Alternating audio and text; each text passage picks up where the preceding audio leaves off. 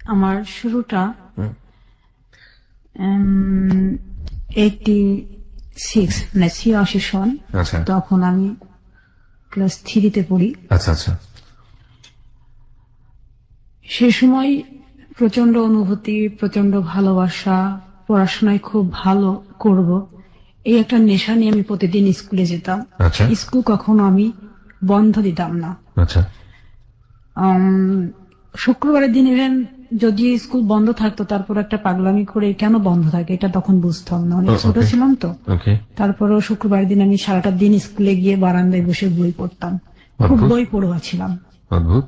কয় ভাই বোন ছিলেন আপনারা? আমরা 5 বোন 2 ভাই। মানে আপনি কি সবার বড়? না, আমি 4 নম্বর। 4 নম্বরে। ওকে। বাবা কি করতো? বাবা স্কুলের শিক্ষক ছিলেন। ওই স্কুলেরই? না, তাহলে বাবা অন্য প্রাইমারি স্কুলের প্রধান শিক্ষক ছিলেন। আচ্ছা। মা গৃহিণী ছিলেন। হুম। তো পড়াশোনার প্রচন্ড অনুভূতি নিয়েই আমার বড় হওয়া। 86 সনের পরে যখন 87 সনে আমি যখন ক্লাস 4-এ, তখন আমার প্রথম লেখা প্রকাশ হয় স্কুলের দেওয়ালিকাতে। কবিতাটার নাম ছিল বৈশাখ। মানে আপনি ওই সময় লেখালেখি করতেন? জি, তখন আমার প্রথম হাতে খড়ি লেখাই। আচ্ছা। মানে আপনার পরিবারের কেউ ছিল নাকি আপনি নিজে না, থেকে? কেউ ছিল না। এটা আমার স্কুলের ম্যাডাম মালিকা ম্যাডাম, উনি বেগম মালিকা, উনি আমাকে, আমাদের বাংলা টিচার ছিলেন, উনি আমার ভিতরে স্বপ্ন গেঁথে দিয়েছিলেন লেখার জন্য। ওকে। সেই স্বপ্নটা আমাকে তাড়িত করতো যে না, আমি একদিন বড় হয়ে লেখিও হব। লেখিকা হবেন? আচ্ছা। জি, এই স্বপ্নটা দিয়ে আমি লেখা শুরু করি। আমার বাবা এটা পছন্দ করতেন না। আর এর মাঝখানে আমি আরেকটা কথা বলিনি, সেটা হচ্ছে আমি সবসময় প্রথম স্থানে অধিকার করতাম। মানে ক্লাসে ফার্স্ট হতেন? আমি কোনোদিন সেকেন্ড হইনি আমার ক্লাসে। বাহ, বিউটিফুল।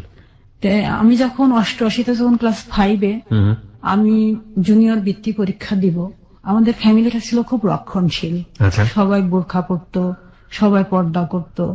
আমার বাবা একটা প্রাইমারি স্কুলে প্রধান শিক্ষক হবার পরও আমাকে জুনিয়র বৃত্তি পরীক্ষাতে অংশগ্রহণ করতে দেয়নি। যে আমাদের মেয়েরা জেলা পর্যায়ের স্কুলে গিয়ে কখনোই পরীক্ষা দিতে পারবে না, এটা তার নিষেধাজ্ঞা ছিল। এই নিষেধাজ্ঞা আমি ব্যারিকেড ভঙ্গ করেও আমি যেতে পারিনি। মানে জেলা পর্যায়ে যেতে পারবে না মানে ঠিক বুঝলাম না, মানে ঘরের বাইরে হতে পারবে না? মানে আমি স্কুলে যেতে পারবো ঠিক আছে, কিন্তু আমাদের তখন পরীক্ষাগুলি চলতে হচ্ছে জেলা স্কুলে। আমাদের মানে পোপারে যে স্কুলগুলি ছিল সেখানে আমাদের কোনো মানে এই ধরনের পরীক্ষাগুলি নেওয়া হতো না। এত ছোট মেয়ে স্কুলে গেলে বা জেলা স্কুলে গেলে সমস্যাটা কোথায়? এটা আমি তখন, বাবা কি খুব রক্ষণশীল ধার্মিক প্রকৃতির ছিলেন? হ্যাঁ, ধার্মিক প্রকৃতি ছিলেন। আর এর মাঝখানে আর একটা কথা বলেননি, সেটা হচ্ছে আমি যখন ক্লাস 5-এ তখন আমার প্রথম চোখের অসুখ ধরা পড়লো। আমি বোর্ডের লেখাগুলো কিছু দেখতাম না। আমি যখন স্যাররা আমাকে অঙ্ক করতে দিতেন, আমি অঙ্ক করতে পারতাম না। তো ওই সময় আমার চোখে প্রথম আমার ডিফেক্ট ধরা পড়লো। আমার বাবাকে আমি বলেছিলাম আমার চোখ দেখানোর জন্য, তো বাবা বললো যে আমি যদি মেয়েকে চশমা দেই চোখে, তাহলে আমার মেয়ের আর কখনো বিয়ে হবে না। এই একটা কুসংস্কার, হীনমন্যতা নিয়ে সে কখনই আমার চোখের ডাক্তারের কাছে নিয়ে যায়নি। এই অবস্থায় আমি 8ম শ্রেণী পর্যন্ত আমি দিনপাত করলাম। যখন আমি 90 সন ক্লাস 7-এ, তখন আমি আমাদের স্কুলের অ্যানুয়াল স্পোর্টসে আমি দাবাতে চ্যাম্পিয়ন হই। আমার ছোটবেলা থেকে দাবায় হাতে খড়ি আমার চাচার কাছে। চাচারা খুব ভালো দাবা খেলতেন, মামারা দাবা খেলতেন, এটা দেখে দেখে আমি শিখেছিলাম। তো আমি 7-এ যখন, তখন আমি দাবাতে চ্যাম্পিয়ন হলাম। 8ম শ্রেণীতে ওঠার পরে আমার রোল তখন 10। দাবাতে চ্যাম্পিয়ন হল মানে কোন দাবাতে, কি কম্পিটিশনে চ্যাম্পিয়ন হল? এটা অ্যানুয়াল স্পোর্টসে। স্কুলের? স্কুলে। আচ্ছা। স্কুলে আমি চ্যাম্পিয়ন হলাম। হওয়ার পরে আমি যখন 8ম শ্রেণীতে, আমার রোল তখন 10 ক্লাসে, যেহেতু আমি মাধ্যমিক স্কুলে চলে গেছি। তখন আমি হায়ার জুনিয়র বৃত্তি পরীক্ষা দেওয়ার জন্য একটা প্রস্তুতি নিয়েছিলাম। আমার বাবা সেটা তো অংশগ্রহণ করতে দেয়নি। এই দুইটা আমার ছোটবেলার সবচাইতে বড় কষ্ট। তারপরে আমি নিয়মিত স্কুলে যাওয়া শুরু করলাম, পড়াশোনাও করি। হঠাৎ এটা সন ছিল আগস্টের 15 তারিখ। আমার বড় চাচার বড় মেয়ে মারা গেলেন। ওই মৃত্যু বাড়িতে আমাকে দেখতে আসে। দেখতে আসার পরে বাবা পছন্দ করে, কিন্তু আমি জানতামও না যে আমার জন্য কে বা কারা আসছেন। আমি ওই দিন শুক্রবার ছিল। আমি মানে একটা বিভূতিভূষণ বন্দ্যোপাধ্যায়ের গল্পের বই পুঁই মাছা, ওটা আমি পড়ছিলাম ঘরে বসে। আমার ছোটবেলা থেকে গল্পের বই পড়ার প্রতি খুব নেশা ছিল। তো পড়তে পড়তে আমার মা আমাকে ডাক দিলেন, ডাক দেওয়ার পরে বললো যে পড়া বাদ দিয়ে তুমি এদিকে আসো। আমি গেলাম, বললো তোমাকে সাজতে হবে, পোশাক পরতে হবে। আমি বললাম কেন, আমি তো পোশাক পরেই আসি, নতুন করে কেন আমি পোশাক পরবো? তো বললো যেটা বলছি সেটা করো, কথার অবাধ্য হবে না। আমি তাদের কথা মতন পোশাক পরলাম এবং আমাকে কি করতে বলা হবে, কেন বলা হবে, কোথায় যেতে হবে, এই অপেক্ষায় আমি থাকলাম। তাও বইটা আমি হাত থেকে ফেলিনি, আমি আমার পড়ার টেবিলে বইটা নিয়ে বসেই আছি। ইতিমধ্যে আমার বড় বোন, যে বোনটার বিয়ে হয়ে গেছে, সেটা হচ্ছে কুমারখালীতে, ও চলে আসলো ওর হাজবেন্ড সহ। আমি এটা দেখে আরো বিস্মিত হলাম, ওর তো এখন আসার কথা না, ও কেন আসলো? ও আমাকে কিছু বলে না, শুধু হাসে। ওর হাসির অর্থ আমি তখন বুঝিনি, কারণ তখন তো আমি অনেক ছোট। কোন ক্লাসে পড়ছেন যেন? তখন ক্লাস 8-এ। ক্লাস 8-এ পড়েন, রাইট। তারপর বিকেল যখন 5টা বাজে, তখন ইতিমধ্যে 8-10 জন বেশ বয়স্ক লোক আমাদের বাড়িতে আসলেন। তাদের আসার অর্থটা আমি বুঝিনি। তখন মাসে একটা করে সিনেমা হতো, আমাদের বাড়িতে একটা সাদা কালো টেলিভিশন ছিল। তো আমরা সিনেমা দেখার জন্য খুব উৎসুক থাকতাম, যে মাসে তখন একটা সিনেমা হতো, মিস করতাম না। টেলিভিশনের ঘরে যখন যাব, তখন আমাদেরকে যেতে দেওয়া হয় না, এখানে যেতে হবে না, সিনেমা দেখতে হবে না। শুক্রবার ছিল না? জি। হ্যাঁ হ্যাঁ, বিটিভিতে সিনেমা দেখাতো, জুমার নামাজের পরপরই শুরু হয়ে যেত মোটামুটি। হ্যাঁ, তো ওই সময় আমরা সিনেমা দেখার খুব উৎসুক ছিলাম, ছোট ছোট ভাই বোন গুলো মিলে আমরা দেখতাম। যেহেতু 8-10 বাড়িতে কোনো টেলিভিশন ছিল না, বিধে অনেক সবাই ভিড় জমাতো। ভিড় জমাতো। গ্রামে এই সিনারিটা এখনো বোধহয় দেখা যায়, একেবারে প্রত্যন্ত গ্রামাঞ্চলে যাদের টেলিভিশন নাই তারা হয়তো এরকম করেন। হ্যাঁ। তারপর আমার মা চা তৈরি করলেন, সেমাই তৈরি করলেন, ফলমূল কাটলেন, কেটে আমাকে রান্নাঘরে ডাকলেন। আমি রান্নাঘরে গেলাম, সেগুলো ট্রেতে সাজিয়ে আমাকে আমাদের বসার ঘরে নিয়ে যাওয়া হলো। আমাকে চেয়ারে বসতে বললেন, আমি বসলাম। আমার নাম জিজ্ঞাসা করলো, কোন ক্লাসে পড়ি, ঠিকানা লিখতে বললো, ঠিকানা লিখলাম। লেখার পরে ঘন্টাখানেক তাদের সামনে আমি পুতুলের মতো বসে থেকে আমি উঠে চলে আসলাম। চলে আসার পর তারপরে আর কিছু জানতে পারলাম না, যে কি হবে, কি হচ্ছে, কেন আসলেন, এগুলি আমি কিছু জানতে পারলাম না। বাবাকে শুধু দেখলাম রাত্রি 8টার সময় বাইরে গেলেন এবং 10 মিনিট পরে সে ফিরে আসলেন। এইটুকুই শুধু আমার খুব বেশি করে মনে পড়ে। তো মাকে ডাকলেন, ঘরের দরজা বন্ধ করে কি বললেন সেটাও আমি জানি না।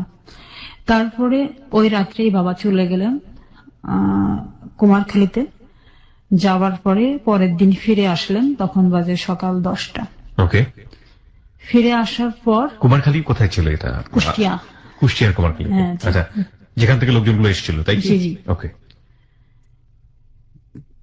ফিরে আসার পর বাবা বাড়িতে সমস্ত কিছু তৈরি করা শুরু করলেন। ফ্যামিলির আরো অনেকে, চাচারা, মামারা, মানে একটা উৎসব একটা ভাব চলে আসলো। উৎসব ভাব তখন আমি বুঝতে পারলাম। তারপরে ওনারা আসলেন আমাদের বাড়িতে সন্ধ্যার দিকে আবার, মানে যারা এসেছিল তারা আবার আসলো। হ্যাঁ, আসার পরে ওই মুহূর্তে আমি তখন খুবই মানে হতবাক হয়ে গেলাম। এর মাঝখানে আমার আরেকটা কথা মনে পড়লো, সেটা হচ্ছে আমার ছোট মামা তখন বুয়েটের স্টুডেন্টস। মামা তখন ঢাকাতেই থাকতেন। মামা বাড়িতে ফিরলেন, এটা ছিল জুলাই মাস। ওই সময় মামা আমার রেজাল্ট দেখলেন, যে তোর রেজাল্ট কেমন। আমি বললাম যে মামা, আমি 777 মার্কস পেয়েছি এবার, তবে আমি বৃত্তি পরীক্ষা দিব। তো মামা আমাকে বৃত্তি ফিস 80 টাকা সহ আমাকে 500 টাকা হাতে তুলে দিলেন ওই মুহূর্তে। বললেন যে তুমি বৃত্তি গাইড এগুলি সব কিনবে এবং পরীক্ষা ভালো করে দিবে, এসএসসির পরে আমি তোমাকে ঢাকা নিয়ে যাব। আচ্ছা।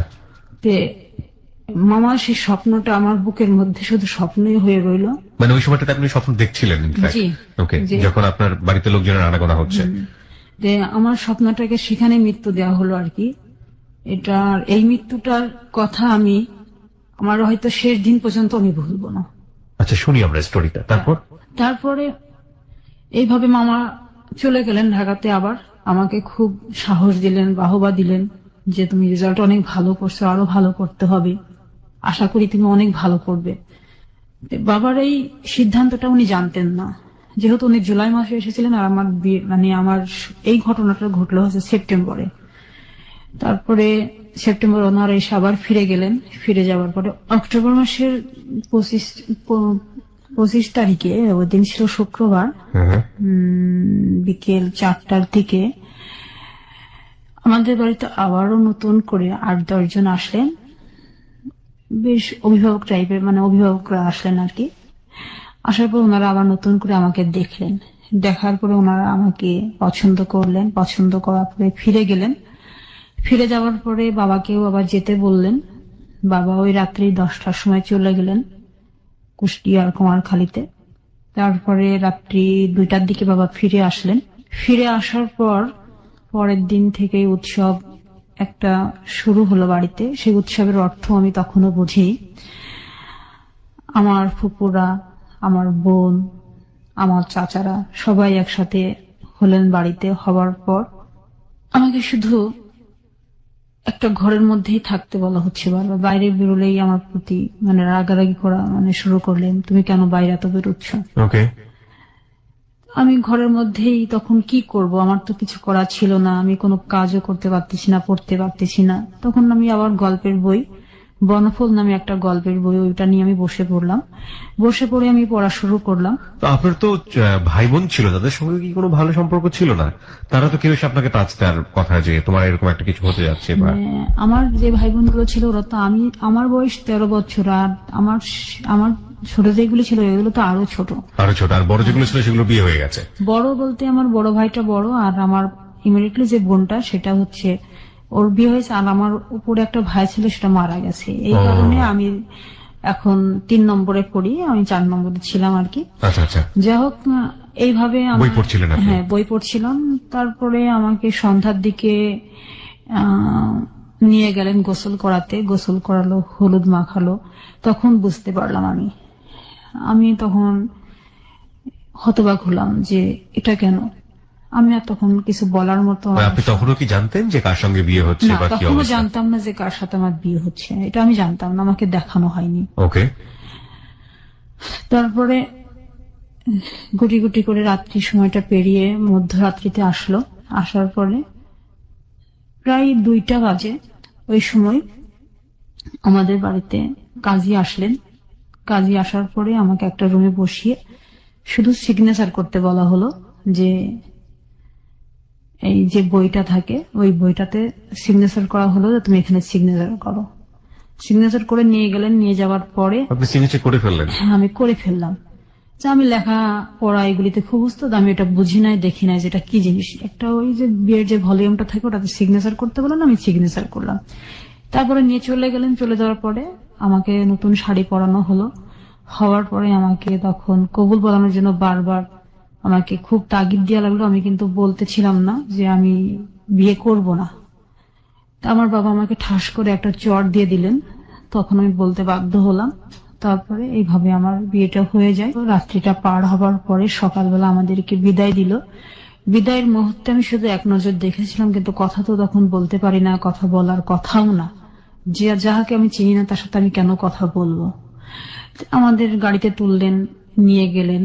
আমার নানি আমার সাথে গেলেন। আমার নানি তখন বেশ মানে শরীরের দিক থেকে তার বাঁধন ভালোই ছিল। যাওয়ার পর দুপুরের দিকে আমার শ্বশুর বাড়িতে মানে আমি যতদূর বুঝতে পারছি যে তখন পর্যন্ত আপনি ভালোভাবে জানেন না যে আপনার বর আসলে কে। এক নজর যাকে দেখলেন উনি আপনার বর? হ্যাঁ, আমি বরের বেশে আছে, এইটুকুই আপনি দেখলেন। মানে মানুষটা কে কি কিচ্ছু জানেন না আপনি, তখন কথাও হয়নি আপনার সঙ্গে? কথাও হয়নি আমার সাথে। ওকে। তারপরে আমি যখন ওদের বাড়িতে গেলাম, যাওয়ার পর আমাকে উঠানে বসালো। বসানোর পর গ্রামের অনেক মানুষ দেখতে আসলেন, দেখলেন, চলে গেলেন। মানে সন্ধ্যা পর্যন্ত ওদের বাড়িতে অনেক উৎসব আমেজ চলছে, যে নতুন বোন এসছে, ছোট ছেলের বউ। আমার শাশুড়িও খুব আমাকে দেখে খুব পছন্দ করছেন, উনি বুকে আমাকে জড়িয়ে ধরলেন। কেউ কারোর সাথে পরিচয় করিয়ে দিচ্ছে না যেটা তোমার শাশুড়ি হয়? আমার শাশুড়ির পরিচয় করিয়ে দিলেন। ওই সময় আমি চিনলাম যেটা আমার শাশুড়ি। আর আমার ননদ ছিল 9 জন। 9 জন ননদ সেই সময় উপস্থিত ছিলেন। 9 জন ননদ আসলেন। তা আমার মানে ভাসুর ছিল শুধু একজন, উনি চিটাগংয়ে থাকতেন, তো উনি তখন এসে পৌঁছাননি। আচ্ছা আচ্ছা।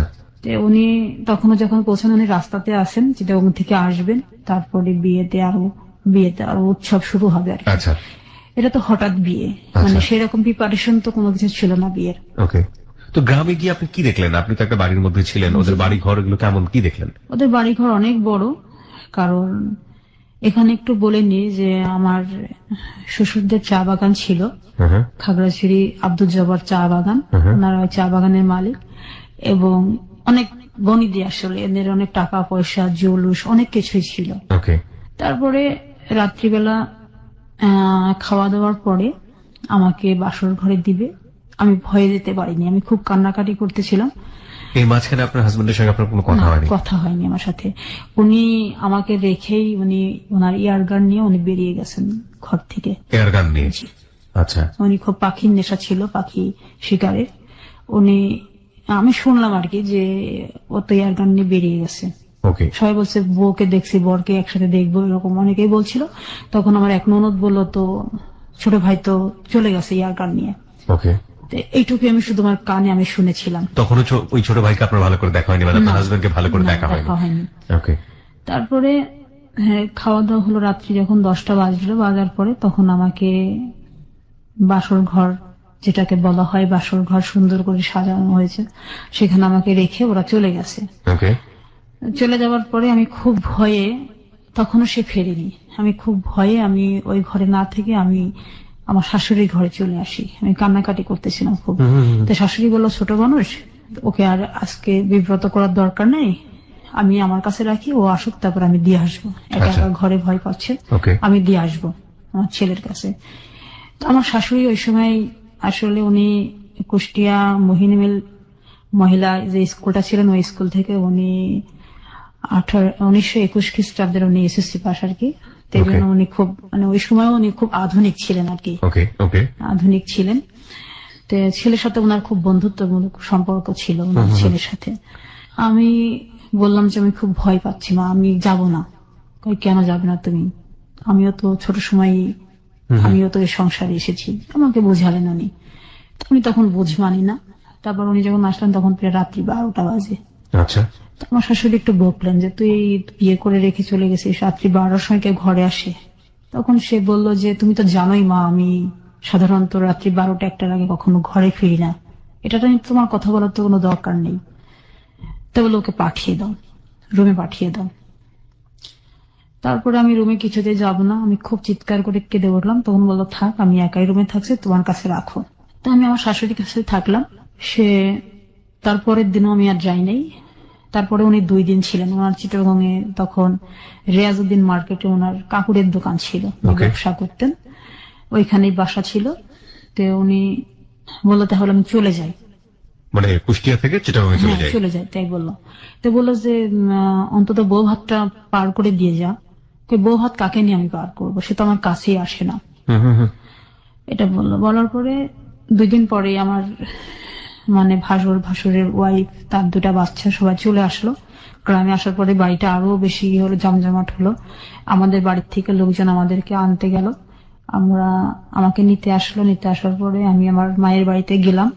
যাবার থাকাকালীন উনি ওইখানে আমাদের বাড়িতে গিয়ে 1 দিন থাকলেন। সেদিন আমি ওনার সাথে আমি এক বিছানায় যাইওনি। মানে আপনাদের সঙ্গে আমি যতটুকু বুঝতে পারি তখন পর্যন্ত কোনো কথোপকথন বা কিছু কথোপকথন হয়নি আমার সাথে। তার আগ পর্যন্ত কি আপনি লোকটাকে সম্পর্কে চেহারায় দেখেছেন? বয়সের ব্যাপার থাকে, কার সঙ্গে বিয়ে হলো, দেখতে কেমন? এটা আমার মনের ভিতরে তখন ফিলিংস নেই। আমি শুধু আমার বিয়ে হওয়ার পরেও আমার কিন্তু বই হাতে, তখনও বই হাতে, আমার বই হাতে। আমি পরীক্ষা দিব, আমি একবার বৃত্তি পরীক্ষা আমি দিতে পারিনি, এবার আমি হায়ার জুনিয়র বৃত্তি পরীক্ষা দিব। এটা আমার তখনও নেশা, আমার চোখে, আমার মুখে, আমার ভিতরে, আমার তখন স্পন্দন যে আমি পরীক্ষা দিব। এটা আমার, আমি আমার শ্বশুর বাড়িতে গিয়েও আমি ওই আমার পড়াশোনার মধ্যে, হ্যাঁ, আমার ভাসুরের ছেলেমেয়েরা, ওই যে আমার স্বাস্থ্য ভাসুরের ছেলেমেয়েরা তখন ক্লাস 8-এ যারা পরে, ওদের কাছ থেকে বই চেয়ে আমি পড়তাম। এরকম। তো গেলেন আপনি বাড়িতে? হ্যাঁ, বাড়িতে গেলাম। তারপর উনি আমাকে রেখে চলে গেলেন আমাদের বাড়িতে। উনি আমাদের বাড়ি থেকে চিটাগং চলে গেলেন। তারপরে আর ফিরে আসেনি। চিটাগং যাওয়ার পরে আমাকে চিঠি লিখতেন, আমি চিঠির উত্তর দিতাম না। চিঠি আসতো প্রতিদিন, মানে প্রতি সপ্তাহে একটা করে চিঠি আসতো। কি থাকতো চিঠির মধ্যে, পড়ে দেখতেন? পড়তাম, চিঠিগুলো পড়তাম। আমাকে কখনো প্রিয়সী, কখনো প্রিয়, প্রিয়া, কখনো এইভাবে আমাকে সম্বোধন করতেন। ওকে। হয়তো তুমি একদিন আমাকে মেনে নিবে, হয়তো একদিন তোমার সাথে আমার সংসার জীবন শুরু হবে, এরকম অনেক কথাই লিখতেন। ওকে। তারপরে আমাকে, আমি ক্লাস 8 আমি যখন 8ম শ্রেণী যখন আমি ফাইনাল পরীক্ষা দিব, পরীক্ষাতে অ্যাটেন্ড করলাম। 5টা পরীক্ষা দেওয়ার পরে আমার আর পরীক্ষা দেওয়া হয়নি। আমার বাবা আমাকে রেখে আসলেন আপনার শ্বশুর বাড়িতে? শ্বশুর বাড়িতে। তুমি বিয়ের পর আর থাকতে পারবে না, এখানে থাকতে পারবে না। না, আমাকে রেখে আসলেন। কিন্তু পরীক্ষাটা দেবার আমার খুব ইচ্ছা ছিল, আমার পরীক্ষাটা দেওয়া হয়নি। শ্বশুর বাড়ি থেকেও কোনো স্টেপ নিল না? না। আমার শাশুড়ি বলল যে, শাশুড়ির খুব ইচ্ছে ছিল আমি পড়াশোনা করি, কিন্তু বললো আমার ছেলের অনুমতি না দিলে আমি তো পড়াতে পারবো না, আমার শাশুড়ি। তারপর আমি ওইখানে চলে গেলাম। চলে যাবার পর ডিসেম্বর মাসের 14 তারিখে উনি ফিরে আসলেন চিটাগং থেকে বিকেল 3টার সময়। আমি বাসায় বসে আর কি, আমার শাশুড়িও খুব গল্পের বই পড়তেন। সালিহা নামে একটা গল্পের বই আমি পড়তেছিলাম। তো ওইটা পড়তেছিলাম আমি, শীতের বিকেল আমি বসে বসে রোদ্রে বসে পড়তেছিলাম। তো আমার বাইরে সবাই বলছে যে আমার ভাসুরের ছেলে মেয়েরা চিৎকার করে বলছে চাচা চলে এসছে, চাচা চলে এসছে। আমার শাশুড়ি এবার বাইরে গেলেন, যে ছেলেকে রিসিভ করে নিয়ে আসলেন। নিয়ে আসার পরে তখন বলছে যে মা, ওর পাগলামি কি বন্ধ হয়েছে? তাই বলছে, আগে যেরকম পাগলামি করতো এখনো কি পাগলামি করবে? কোনটাকে আসলে আমরা পাগলামি বলবো, কি আসলে পাগলামি, সেটা পুরো গল্প জুড়ে উঠে আসবে। তবে প্রিয় শ্রোতা, আমরা এই পর্যায়ে ছোট্ট একটা বিরতি নিতে চাই। আজকে এখানে নার্গিসের জীবনের গল্প আপনারা শুনছেন। আমাদের সমাজে বাল্যবিবাহের যে রেওয়াজ এবং বাল্যবিবাহের যে ভয়াবহ দিক, সেটা কি আজকের জীবনের গল্প নাকি অন্য কিছু, সেটা একটা প্রশ্ন আমাদের এই প্রথম পার্টি উদ্ভব হয়েছে। আমরা সবসময় একটা কথা বলি যে কোনো বিরতিতে আসলে আজ করার কোনো উপায় নেই যে গল্পটি আসলে কোথায় গিয়ে আবার শুরু হবে এবং কোথায় গিয়ে থামবে। সুতরাং আপনারা এক ধরনের অনুমান করলেও করতে পারেন এতটুকু শোনার পরে, বাট আসলে কি ঘটতে যাচ্ছে সেটা আমরা দেখবো। হ্যাঁ, নার্গিস, আপনি যেটা বলছিলেন যে আপনার হাজবেন্ড ফিরে আসলেন এবং আপনার মাকে প্রশ্ন করছেন যে আপনার পাগলামো কমেছে কিনা। তারপর উনি ফিরে আসার পরেই ফ্রেশ হওয়ার পরে উনি ঘুমাতে গেলেন আমার সাথে কোনো কথাবার্তা না বলেই। আমি আমার মতো বই পড়ছিলাম। আমার শাশুড়ি আমাকে বারবার বলছিলেন তুমি উঠে ঘরে যাও, আমি তারপরও যাইনি। এ পর্যন্ত তার সাথে আমার কোনো কথা, তার সাথে আমার দেখা, এগুলি কিছু নেই। সে দূর থেকে আমাকে দেখে, আমি দূর থেকে তাকে দেখি। এভাবে আমাদের সময়গুলো পার হচ্ছিল, কারণ আমি তখন অনেক ছোট। বিয়ে কি, সংসার কি, স্বামী কি, এগুলো আমি কিছু বুঝতাম না। উনি মানে দেখতে শুনতে কেমন ছিলেন? উনি কি বড়? হ্যাঁ, উনি ওনার, আমাকে একটু জাস্ট বলেন তো, ওনার বয়স তখন কত ছিল যখন আপনাকে বিয়ে করলো? 36 বছর। 36? 36 বছর বয়স্ক একজন ভদ্রলোক ক্লাস 8-এ পড়া একটা মেয়ে, 13 বছরের একটা মেয়েকে বিয়ে করেছে? Nothing to say, this happen in our society. Okay, বলুন তারপর। তারপরে রাত্রি 10টার পরে খাওয়া দাওয়া হলো। উনি মানে ঘুমের থেকে উঠে ঘুরে আসলেন। চিটাগং থেকে যেদিন বাড়ি আসলেন, আসার পরে উনি যখন সন্ধ্যার পরে মানে বাইরে গেলেন, তখন ওনার হাতে হুইল ছিল আর কি। হুইল দিয়ে উনি মাছ ধরার জন্য গেলেন। আচ্ছা আচ্ছা। এবং তখন তো আমি ড্রিঙ্কস কি জিনিস সেটা বুঝতাম না। ওনার হাতে একটা বোতলও ছিল, এটা আমি দেখেছিলাম। বারান্দায় দাঁড়িয়েছিলাম, উনি ড্রিঙ্কস এর বোতল এবং হুইল নিয়ে উনি বেরিয়ে চলে যান। ওনার একটা খুব প্রিয় গাড়ি ছিল, 100 একটা গাড়ি আর কি, এই যে মোটরসাইকেল গুলো আর কি। ও আচ্ছা, 100 সিসি। হ্যাঁ, 100 সিসি। ওই গাড়িটা ওনার ছিল, খুব প্রিয় গাড়ি। ওই গাড়িটা নিয়ে উনি বেরিয়ে গেলেন। ওকে। তারপরে রাত্রি 10টার পরে ফিরে আসলেন, মাছ নিয়ে আসলেন। মাছ ধরে বন্ধু বান্ধবের সাথে হইচই করে মাকে বললেন যে তুমি এগুলো মানে কাজের যে মেয়েটা আমাদের ছিল আর কি, ওর কাছে দিল, পরিষ্কার করলো, শাশুড়ি রান্না করলো।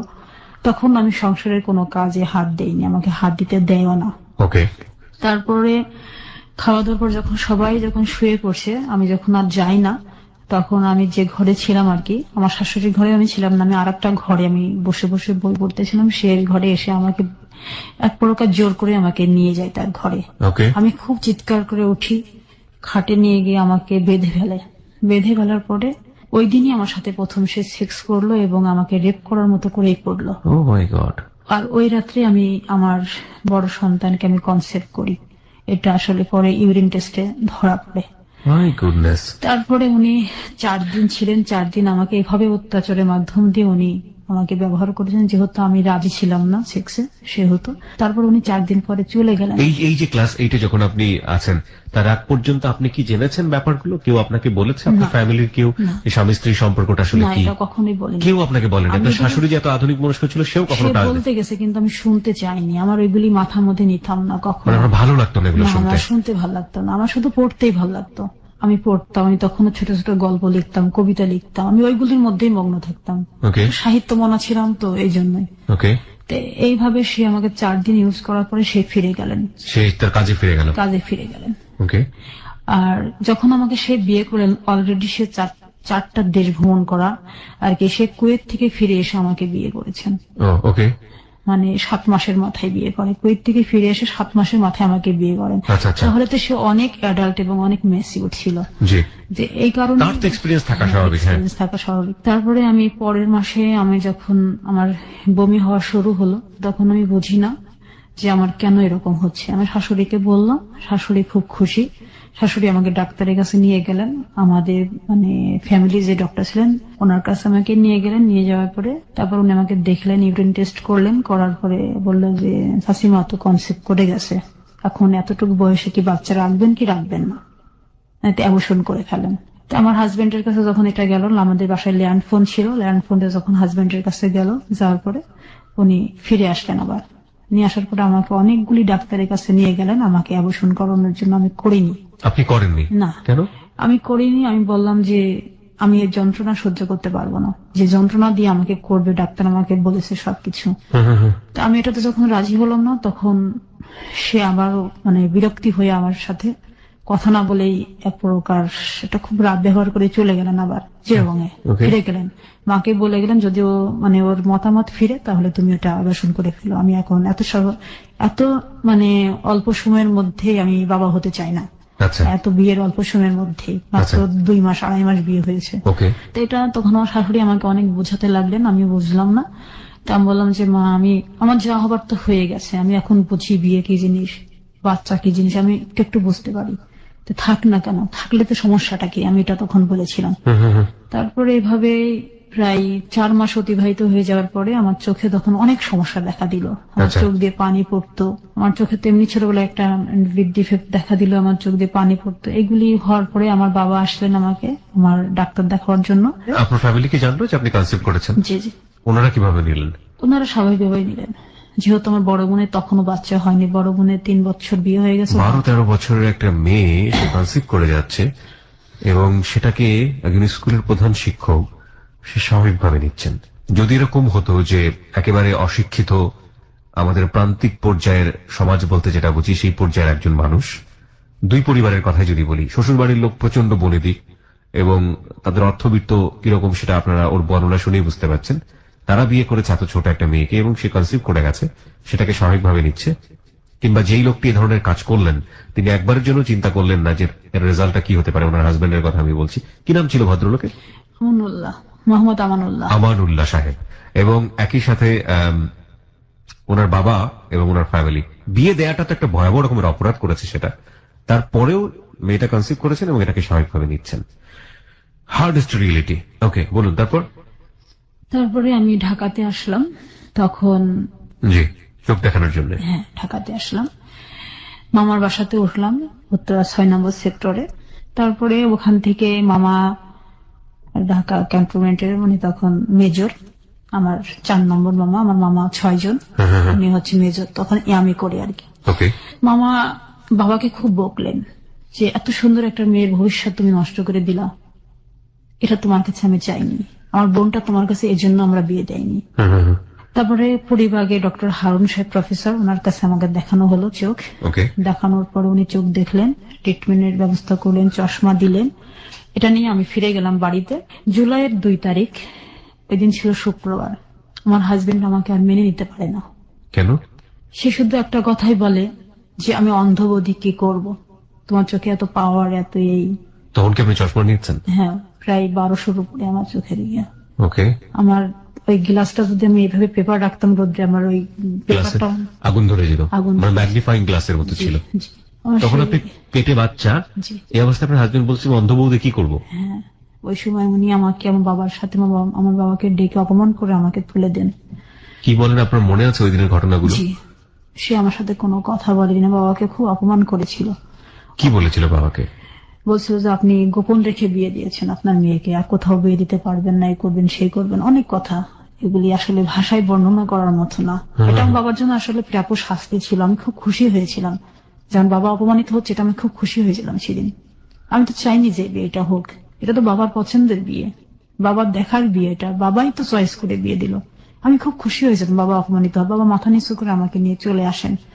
তখন আমাদের রাজবাড়ি টু খুলনার একটা ট্রেন চলতো, তিতুমির এক্সপ্রেস। ওই ট্রেনে আমি আলমডাঙ্গাতে ফিরে যাই, কুমারখালীর থেকে ট্রেনে উঠি। তখন কত মাসের অন্তঃসত্ত্বা আপনি?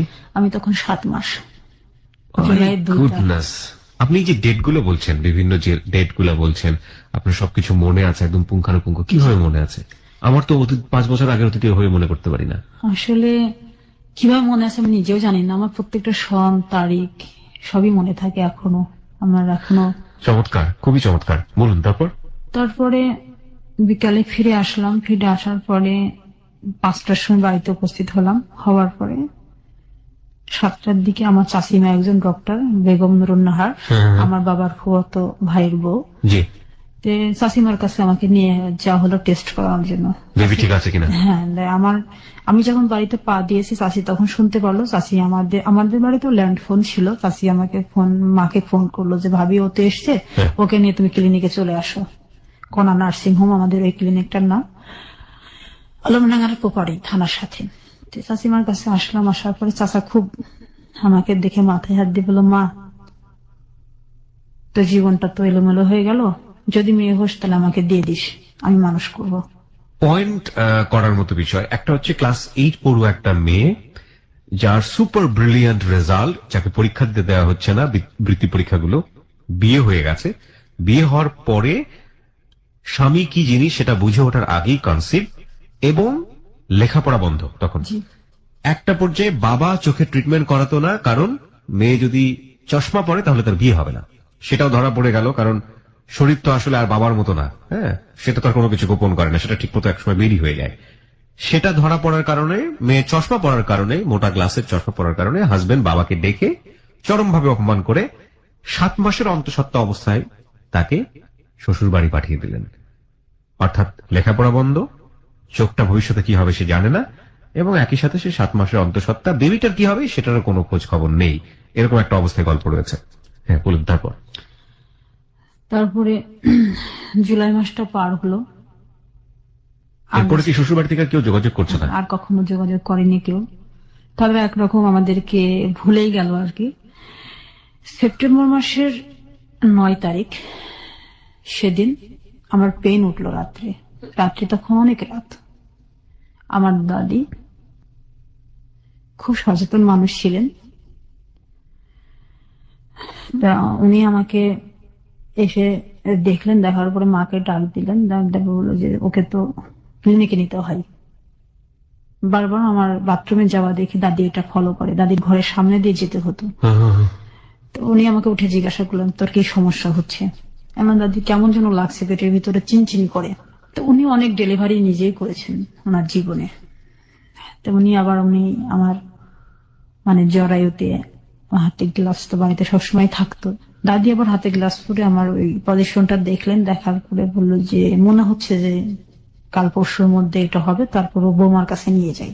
আচ্ছা, ডাক্তারের কাছে নিয়ে যাই। হ্যাঁ, তাই বললো। তারপরে ওই রাত্রেই আমরা ক্লিনিকে চলে গেলাম।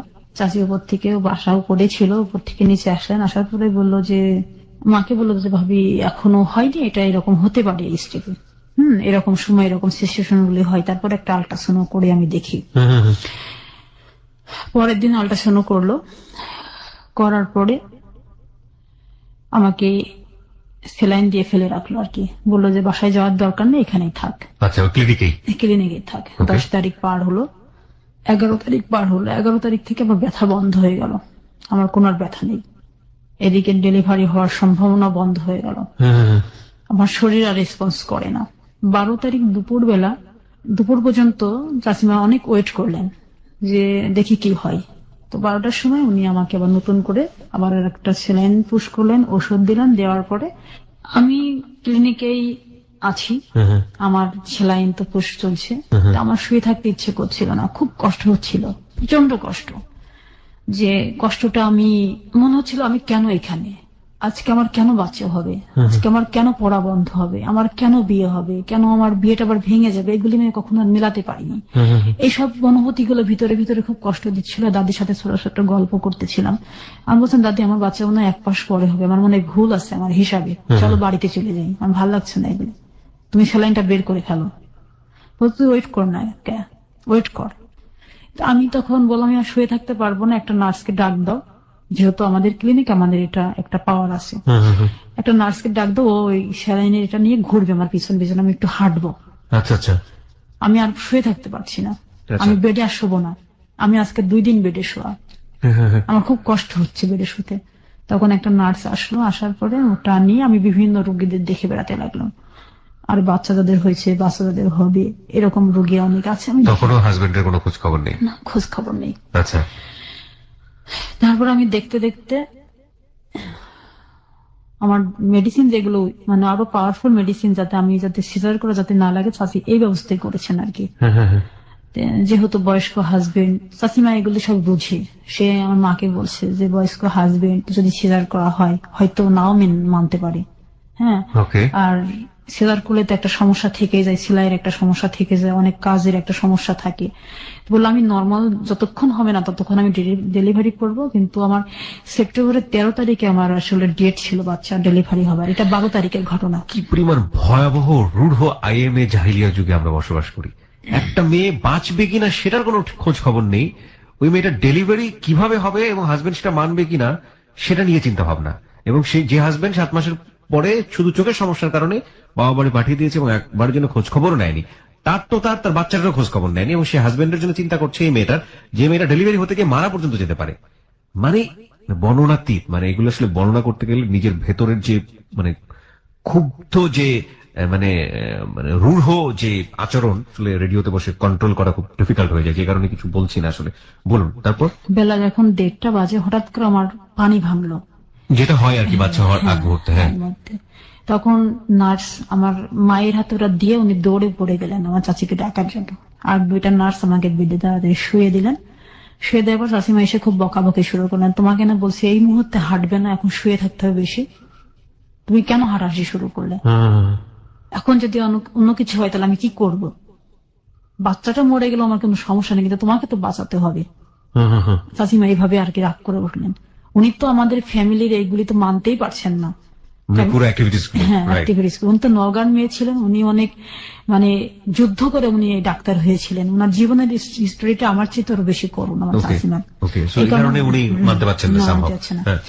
আমার মেয়ে 2:30টার দিকে হলো, আমার মেয়ের কোনো ভিতরে মানে স্পন্দন ছিল না, মেয়ে হলো ফার্স্ট, জি, স্পন্দন ছিল না আমার মেয়ের কোনো কান্না নেই, শ্বাস নেয় না, কিচ্ছু নেয় না। আমি শুধু দেখলাম চোখ মেলেন, চাচিমা মানে পা দুটো এরকম ধরে শুধু থাবড়াচ্ছে বাচ্চাটাকে, শুধু কান্না করার চেষ্টা করাচ্ছে। যখন আর কাঁদলো না, একটু কেঁদে ওঠার পর পরে ওনাকে মানে সিলিন্ডার দিল, সিলিন্ডারে নাকে দিয়ে ওকে একটা বেবি কডে দিয়ে ওকে বাইরে দিয়ে দিল। তারপরে অক্সিজেনের সিলিন্ডার দিয়ে ওনাকে বাইরে দিয়ে দিল আর কি, বাচ্চাটাকে হ্যাঁ বাইরে দিয়ে দিল চাচিমা। তারপরে আমার যেটুকু ট্রিটমেন্ট করার দরকার করে উনিও বাচ্চাটাকে দেখাশোনা করার জন্য বেরিয়ে গেলেন। তার মা আমাকে শুধু বললো অনেক সুন্দর মেয়ে হয়েছে, তাই বললো। আপনার মা? হ্যাঁ। আমার মেয়ের ওজন তখন 4.5 পাউন্ড। আচ্ছা। 4.5 পাউন্ডের একটা মেয়ে আমি আমার শরীর থেকে বের করলাম, এই অনুভূতিটা অনেক, এটা ইট কান্ট বি এক্সপ্লেইন, এটা আসলে মা হওয়ার অনুভূতিটা আসলে এক্সপ্লেইন করা যায় না। তারপরে রাত্রি 10টার দিকে আমরা ক্লিনিক থেকে বাড়িতে গেলাম। আচ্ছা। চাচিমা বললো এখন বাড়িতে যেতে। বাচ্চাটা কি কোলে নিয়ে চলে গেলেন? আমার মায়ের কোলে ছিল। আপনি তখনও নেননি? আমি কোলে তখনও নেয়নি। তারপর বাড়িতে গেলাম, বাড়িতে যাবার পরে আমার বোন, বড় বোন, আমার বড় দুলা ভাই সবাই আসলো আমাদের বাড়িতে। আসার পরে বাড়িতে ভালো একটা আনন্দ, অনেকদিন ছোট বাচ্চা বাড়িতে নেই, আমার বাচ্চাটাই ফার্স্ট ওই মুহূর্তে। আমার মেয়ের নাম আমি নিজেই রাখলাম ফাতেমাতুজ জোহরা তন্নি, আমার মেয়ের নাম ফাতেমাতুজ জোহরা তন্নি। ওকে, জি রাখলাম। পরের দিন সকালে আমার বড় চাচার মেজো ছেলে আর কি, আমার মেজো ভাই, উনি ফ্যামিলির মানে সমস্ত কিছু কাজগুলোর মধ্যে উনি বেশি ইনভলভ থাকতেন। আচ্ছা। ওনার হাতে মাছ মিষ্টি এগুলো দিয়ে আমার শ্বশুর বাড়িতে পাঠালেন খবর দিয়ে যে মেয়ে হয়েছে, খবর নিয়ে তুমি যাও। আমার বাবা আমাকে পাঠালো। মেজো ভাই গেলেন আমার শাশুড়ির কাছে। আমার শাশুড়ি বললো আমার ছেলে নেই, আমি কিভাবে দেখতে যাব, এখান থেকে কেউ দেখতে যাবে না। আচ্ছা, এই বলে পরের দিনই ওই সকালে গেছেন ভাইয়া, সন্ধ্যার সময় ভাইয়া ফিরে এসছেন। ফিরে আসার পরে এই কথা বললেন। ওরা সবাই বিমর্ষ। সেপ্টেম্বরের 12 তারিখে তো মেয়ে হলো, অক্টোবর মাসের 10 তারিখ 9 তারিখে আমি আর আমার বাবা ডাক্তার বলেছিলেন যে হারুন সাহেব যে আপনার যে নাতিটা হবে তাকে আপনি টেস্ট করাবেন, হবার পরপরই, যেন দেরি করবেন না। ঢাকাতে আসার দরকার নেই, আমার ছাত্র জালাল আহমেদ খুলনাতে বসে, ওখানে আপনি দেখাবেন। আমি 9 তারিখে বাবার সাথে করে ট্রেনে করে চলে গেলাম, যেহেতু ডেলিভারি রোগী বাস। মেয়েটাকে কি দেখাবে, মানে মেয়েটাকে টেস্ট করবে? হ্যাঁ, মেয়ের চোখে কোনো সমস্যা আছে কিনা? সমস্যা আছে কিনা ডাক্তার জালাল সাহেবকে দেখালাম। দেখানোর পরে পরের দিন আমি সকালে ট্রেন ধরে চলে আসলাম বাড়িতে। আসার পরে 10টার সময় বাড়িতে এসে পৌঁছালাম। রূপসা ট্রেনে আসলাম খুলনা থেকে আলমডাঙ্গা। আমাদের তো 2 ঘন্টা লাগে ওখান থেকে আসতে। আমি ড্রেস শেষ মানে খুলে আমি হাত মুখ ধুয়ে বাচ্চাটাকে দুধ খাওয়ানোর জন্য বারান্দাতে বসেছি। এর মাঝখানে পিয়ন চলে এসছে, আমাদের পোস্ট অফিসের পিয়ন। এসে বললো যে একটা রেজিস্টার চিঠি আছে নার্গিসকে, তার নামে একটা চিঠি, তাকে সিগনেচার করে নিতে হবে। আমি আমার ছোট ভাইটা ও বললো যে যপু হচ্ছে ওই তো পিয়ন এসছে, তোমাকে ডাকছে। আমি গেলাম, বাচ্চাটাকে মায়ের কোলে দিয়ে আমি সিগনেচার করে দিছি। দিয়ে আমি যখন চিঠিটা খুলছিলাম তখন আমার সমস্ত শরীর কম্পন শুরু হয়ে গেছে। আমি জানতাম না যে কেন আমার ভিতরে একটা ভূমিকম্প হলো, বুঝতে পারলাম না। মানে কোনো কিছু খারাপ কিছু কেস করছিলেন? এরকম। পরে আমি শুধু ছিঁড়ার পরে আমি শুধু বের করছি শুধু তয়াকার লয়াকার কর, এতটুকুই আমি দেখছি, এর বেশি কিছু আমি দেখিনি। আমি ওই মুহূর্তে আমি মূর্ছা যাই, আমার জ্ঞান হারিয়ে ফেলি। বহুবার গা শিউরে উঠেছে হ্যালো 8920 জীবনের গল্প শোনার পরে, কিন্তু আজকের মতো ভয়াবহ ভাবে গা শিউরে আমার কোনোদিন ওঠেনি। কিছুই বলার নেই, টোটালি স্পিচলেস। 20 মিনিট পরে আমার জ্ঞান ফিরে আসে। তারপরে আমার স্যালাইন দিয়ে আমাকে শুয়ে রাখেন। রাখার পরে তা বললেন যে মা আমাকে পুরা ওই আমাকে যে লেটারটা সেটা আমাকে দাও, আমি দেখবো।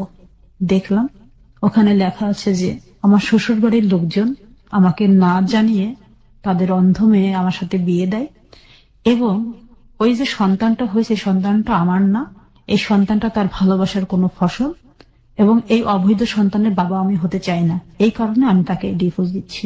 শুধু এই কথাটুকুই সেখানে লেখা ছিল। এবং এটা একটা তালাকনামায় ছিল কাজী অফিসের? জি, কুষ্টিয়া কাজী অফিস থেকে এটা আসে, কাজী আফসার উদ্দিন এটা সিগনেচার করে। তখন আপনি কি করছিলেন, মানে আপনাকে যখন এটা পড়ে শোনানো হলো? না, আমি নিজেই পড়েছি। আপনি নিজেই পড়লেন? নিজেই পড়লাম, নিজের ভিতরে শক্তি সঞ্চয় করে নিজের সমস্ত যন্ত্রণাকে আমি মানে ভিতরে আরেকবার হাতুড়ি দিয়ে আমি মানে আঘাত করে আমি নিজেই পড়লাম। আমার মায়ের কাছ থেকে আমি নিয়ে আমি বললাম আজকের থেকে এই তালাকনামাটা আমার কাছেই থাকবে, এটা কেউ নিতে পারবে না, এবং তোমরা এই সম্পর্কে আমাকে কিচ্ছু জিজ্ঞাসাও করবে না, আমি কোথায় রেখেছি কিভাবে রেখেছি। যেটা তোমরা দিলে আজকে উপহার, এই উপহার নিয়ে আমি আমার পথগুলো চলবো, এটা বলে আমি আমার ঘরের দরজা বন্ধ করে দিয়েছিলাম। আমার মেয়ের বয়স তখন মাত্র 24 দিন। তারপর আস্তে আস্তে মেয়েটা বড় হতে লাগলো। বাবা মার রেসপন্সটা কি ছিল এই সময়টাতে? কি কিছু বলতো? হ্যাঁ, বাবা মা তখন আর কি রেসপন্স করবে। এটা যখন তালাকনামাটা বাড়িতে যখন আসলো, আমার আর একটা মামা ব্রিগেডিয়ার বর্তমানে এখন, উনি সিএমএস এর ডক্টর। তো দুই মামা যেটা মেজর, উনিও আসলেন এই খবর পাওয়ার পরে। আসার পর বাবাকে তো প্রচন্ড বকাবকি করলেন। মামা বললেন যে আমরা মামলা করব, এবং এই মামলার মাধ্যম দিয়ে আমরা জানতে পারলাম সে নাকি মালয়েশিয়াতে চলে গেছে। মামলা করলেন আপনারা তাহলে? মামারা বলছে সে যে দেশেই থাক, আমি হাই কমিশনের মাধ্যম দিয়ে তাকে আমি নিয়ে আসবো দেশে, সে যত বড়ই হোক না কেন, শক্তিশালী। আমার দুই মামা মিলে কুষ্টিয়া কোর্টে এবং চুয়াডাঙ্গা কোর্টে মামলা করলেন। করার পরে মামারা তো ঢাকাতে ফিরে আসলেন। বাবা গিয়ে কি করলেন, আমার যেখানে মামলা করা হয়েছে ওটা আমার মায়ের চাচাতো ভাই ছিল, সৌরভ উকিল, অ্যাডভোকেট সৌরভ। সেখানে গিয়ে আমার বাবা আবার সেই মামলাটাকে তুলে ফেললেন। কেন? বাবা বললেন যে আমার সামাজিক কারণে আমি কোনো মামলা করতে পারবো না, কারণ আমার সামাজিক সম্মান ক্ষুণ্ণ হবে। বাবা এই কথাটা বললেন। তখন আমার মামারা বললেন কি যে তুমি যেহেতু আমার বউ নেই, আমার ছোট বোনের হাজবেন্ড, সেও তো তুমি আমাদের সাথে আর সম্পর্ক রাখবে না, কারণ তোমার এই সমস্ত পাগলামি আমরা মেনে নিতে পারবো না। মেয়েদের জীবন নষ্ট করে ফেলছো, তুমি মামলা করবে না এখানে ভয় পাচ্ছ। যখন মেয়েকে বিয়ে দিলা তখন তোমার কোনো লজ্জা হলো না, তোমার সামাজিক কোনো ইয়ে হলো না, এখন তোমার এত লজ্জা কিসের? তারপর মামারা খুব ক্ষুব্ধ হয়ে বাবার সাথে আর কথা বলতেন না দীর্ঘদিন। তুলে ফেলার পরে আমি একটা বছর 92 থেকে 93 নভেম্বর মাস পর্যন্ত কারোর সাথে আমি কথা বলতাম না। ফ্যামিলির কোনো অতিথি বাড়িতে আসলে আমি তাদের সাথে দেখা করতাম না, শুধু ঘরের মধ্যে থাকতাম। আমি ভাত খেতে বসলে আমার চোখ দিয়ে অটোমেটিক পানি বেরিয়ে আসতো, আমি ভাত খেতে পারতাম না। আমি দিনে একবার ভাত খেতাম, আমার গলা দিয়ে ভাত নামতো না। সারাক্ষণ শুধু মনে হতো আমার বিয়ে হলো কেন, আমার পড়া বন্ধ হলো কেন, আমার মেয়ে হলো কেন, আমার ডিভোর্স হলো কেন। আমি 4টা সমীকরণ কখনো আমি মেলাতে পারিনি আমার জীবনের সাথে। আমার ওই মুহূর্তে যখন আমি আমার বাবার বাড়িতে আমার মেয়েটাকে নিয়ে অবস্থান করছিলাম, আমার ফ্যামিলিতে আমার ফুপুরা, আমার অন্যান্য আত্মীয় স্বজনরা যখন আসতো, তখন আমার মাকে আমার বাবাকে প্রশ্ন করতো যে মেয়েকে কেন ডিভোর্স দেওয়া হলো। আর ওর মধ্যেই যেহেতু এ পাড়া ও পাড়া আমার একটা ননদের বাড়ি ছিল, তারা খুব ফলাও করে প্রচার করতো এটা আমার অবৈধ সন্তান, আমার অবৈধ সন্তানের মা, এই সন্তান আমার ভাইয়ের না। এটা পুরো পাড়াময় প্রচার যখন হয়ে গিয়েছিল, তখন আমি আরো ঘর থেকে বেরোতে পারতাম না। আমি তো জানতাম যে এটা আমার কার সন্তান। এটার আমার বাবা যেহেতু স্কুলের শিক্ষক ছিলেন, সেহেতু তার পক্ষে সম্ভব ছিল না। সে আমাকে এসে বকাবকি করতো, বলতো তুমি যোগ্য মেয়ে নও, তুমি সংসারী মেয়ে নও, তুমি সংসার করতে পারলে না, তোমাকে মরতে হবে। আমার হাতে কখনো বিষ তুলে দিত, কখনো দড়ি তুলে দিত গলায় দড়ি দেবার জন্য। আমি আমার মেয়ের মুখের দিকে তাকিয়ে কখনো এগুলো করতে পারিনি। হঠাৎ করে আমি ঝড়ের পরে যে গল্পটা আছে মানিক বন্দ্যোপাধ্যায়ের, সেই মাহবুব, সেই মাহবুবের গল্প আমাকে জীবনে ফিরিয়ে নিয়ে আসলো আর একটা নতুন জীবন দিল। আমি চিন্তা করলাম সেই মাহবুবকে কত প্রচন্ড অত্যাচারের মধ্য দিয়ে মাহবুবকে সে ঝড়ের সাথে প্রতিযোগিতা করে ওকে মানে মুদি দোকানের জিনিসগুলো টানতে হতো। তারপরে আমি আমার বই তুলে নিলাম হাতে। আমার মেজো মামা ছিলেন যশোর শিক্ষা বোর্ডের শিক্ষা কমিশন, মহিউদ্দিন কেরু। মামার কাছে আমি গেলাম যশোরে, মামা আমি পরীক্ষা দিব, আমার পরীক্ষা দেওয়ার ব্যবস্থা করে দিন। 94 সালেরই ক্যান্ডিডেট ছিলাম, আমার 19 কখনো পড়া হয়নি। মামা বললো যে তুমি 95 সালে পরীক্ষা দাও, তুমি পারবে। আমি বললাম না মামা, আমি যে সালের আমি পরীক্ষার্থী ছিলাম আমি সেই সালেই পরীক্ষা দিব, আমি দেখিয়ে দিতে চাই যে আমিও পারি। আমি ডিসেম্বর মাসের 1 তারিখ থেকে আমি পড়া শুরু করলাম। যখন আমি অঙ্ক বই নিয়ে হাতে করে বসলাম, আমার বীজগণিত তখন মাথায় আর কিচ্ছু ঢোকে না। যে মেয়েটি আমি কখনো 80-র নিচে কখনো আমি অঙ্কে মার্কস পাইনি, সেই মেয়েটি আর আমি অঙ্ক করতে পারি না। আমার সব ভুলে গেছে 2 বছরে। পরে মামাকে অনুরোধ করে বললাম যে মামা আমি তো অঙ্ক কিছু বুঝি না, আর আমার মাথায় ঢুকে না, প্রাইভেট মাস্টার কাছে যাই আসি, আমি অঙ্ক করতে পারি না। অঙ্ক যখন করতাম তখন আমার সবকিছু মানে ওই 2 বছরের যে গত 3 বছরে যে 91 থেকে যে 93 লাস্ট পর্যন্ত ঘটনাগুলি আমার ভেসে আসতো, আমি পারতাম না, কোনোদিন কনসেন্ট্রেট করতে পারতেন না। পরে মামা আমাকে কি করলেন, 135টা পাটিগণিত অঙ্ক আমাকে করে দিলেন, নোট করে দিলেন, আর 5টা সম্পাদ্য। উপবাদ্য আমার মাথায় ঢুকতো না। এই 40টা আইটেম আমি মুখস্থ করেছিলাম A to Z। আমি প্রতিদিন লিখতাম, লিখে যথারীতি আমার পরীক্ষা শুরু হলো মে মাসের 2 তারিখ 1994 সাল। তার আগের দিন ছিল মেয়েদের চুয়াডাঙ্গা গভর্নমেন্ট স্কুল বালিকা বিদ্যালয় থেকে আমি প্রাইভেট পরীক্ষা দিলাম, এসএসসি পরীক্ষা। আগস্টের 2 তারিখ শুক্রবারের রেজাল্ট বের হলো, আমি 2nd ক্লাস পেলাম। This is really amazing যে প্রত্যেকটা ডেট আপনি সবকিছু মনে রেখেছেন কিভাবে কিভাবে। This is very interesting. Okay. তারপরে আমার মার্কশিট আসলো, মার্কশিট আমি দেখলাম অঙ্কে আমি 35 পেয়েছি, ইংরেজিতে 66 করে মার্কস পেয়েছি, 70 মার্কের অ্যান্সার দিয়ে ইংরেজিতে ভালো করেছি। সব সাবজেক্টে আমার ছিল, আমার মোট মার্কস হয়েছিল 570। 30 মার্কের জন্য আমি ফার্স্ট ডিভিশন পাননি। আপনার মেয়ের বয়স তখন কত? আমার মেয়ের বয়স তখন মাত্র 2 বছর। কলেজে আমি ভর্তি হলাম, আলমডাঙ্গা ডিগ্রি কলেজ, মানবিক বিভাগে। আমি 1 বছর খুব ভালোভাবে আমার কলেজের জীবনটাতে আমি এনজয় করলাম, পড়াশোনা করছি খুব ভালোভাবে, যে আমি আমার ওইটা আমি পুষিয়ে নিব। আমি এবার স্টার মার্কস পেয়ে আমি উত্তীর্ণ হতে চাই। এই সময়টাতে পরিবার থেকে বাধা আসতো না, কারণ ওই যে বাবা তো আপনাকে বৃত্তি পরীক্ষা দিতে দিত না। না, ওই সময় মামারা খুব গালাগালিজ করার পরে চাচাদের উদ্দীপনে আমি আবার পড়াশোনা শুরু করি, তখন বাবা মেনে নিতে বাধ্য হয়। আচ্ছা। তারপরে আমার মেয়েটাকে আমার বাবা মা খুব যত্নে পালন করতে লাগলো, যেহেতু তাদের প্রথম নাতি। তারা খুব ভালোবাসতো আমার মেয়েকে, আমার মেয়েকে কোনোদিন কষ্ট দেয়নি। ওকে। আমি যখন কলেজে ভর্তি হলাম, হওয়ার পরে কলেজে যখন পড়াশোনা করি, এই কলেজে পড়াকালীন আমি একটু খেলাধুলা মনা এবং সাংস্কৃতিক মনা ছিলাম। এই সাংস্কৃতিক অঙ্গনে যখন আমি পা ফেললাম, তখন আমার বাবা আমার প্রতি আবার বিরোধ হয়ে গেলেন। আমার পড়াশোনাটা সেখানে আবার স্টপ হয়ে যায়। কি ধরনের? যে তুমি আর কোনো কিছুতে অংশগ্রহণ করতে পারবে না, পড়াশোনা। সাংস্কৃতিক অঙ্গন বলতে আপনি কি ধরনের, কিসে পার্টিসিপেট করলেন? খেলাধুলাতে? আমি যেমন দাবা খেলতাম, হ্যান্ডবল খেলতাম, খুব ভালো ব্যাডমিন্টন খেলতে পারতাম। আচ্ছা আচ্ছা। তারপরে আমি এইগুলো বাবার কানে যখন গেল, তখন বাবা আমাকে বললেন তোমার কলেজ যা বন্ধ। তখন বলতাম যে তোমার ভাইরাও তো কলেজে যায়, ফাংশন করে, আমি করলে সমস্যা কি? রাইট। তো বলতে যে তোমার সমস্যা আছে, মেয়েদের এত স্বাধীনতা ভালো না। ওকে। আমি চুপ করে যেতাম, প্রতিবাদ করার মতো ভাষা বা সাহস তখন আমার জন্মেনি। যাই হোক, অগ্রহায়ণের শেষে যখন পৌষ শুরু হতো, পৌষ মেলা হতো, পৌষ মেলায় আমি আমার প্রথম বইটা বের করি, 12 মাসের ছড়া। মানে আপনি বাসায় বসে বসে ছড়া লিখতেন? হ্যাঁ, ছড়া, কবিতা, গল্প লিখতাম। ওই সময় গ্রামগুলিতে অনেক পালা গানের আসর বসতো, যাত্রার আসর বসতো। জি। তো ওই সময় আমার বইটা যখন আমি করলাম, তখন বাবা আরো খেপে গেলেন। আমার সেই 12 মাসের ছড়ার বইটা যখন আমি অনেক আনন্দ নিয়ে আমি বাড়িতে নিয়ে আসি, আমার বাবা সেই বইটা তাৎক্ষণিক পুড়িয়ে দিলেন। আমার বাজারে কোনো বই থাকবে না, আমার কোনো লেখার বই থাকবে না। সেটা আমার আর একটি স্বপ্নে সেদিন মৃত্যুর দিন ছিল। এমনকি সেই পাণ্ডুলিপিগুলো আমাকে পুড়িয়ে দেওয়া হলো।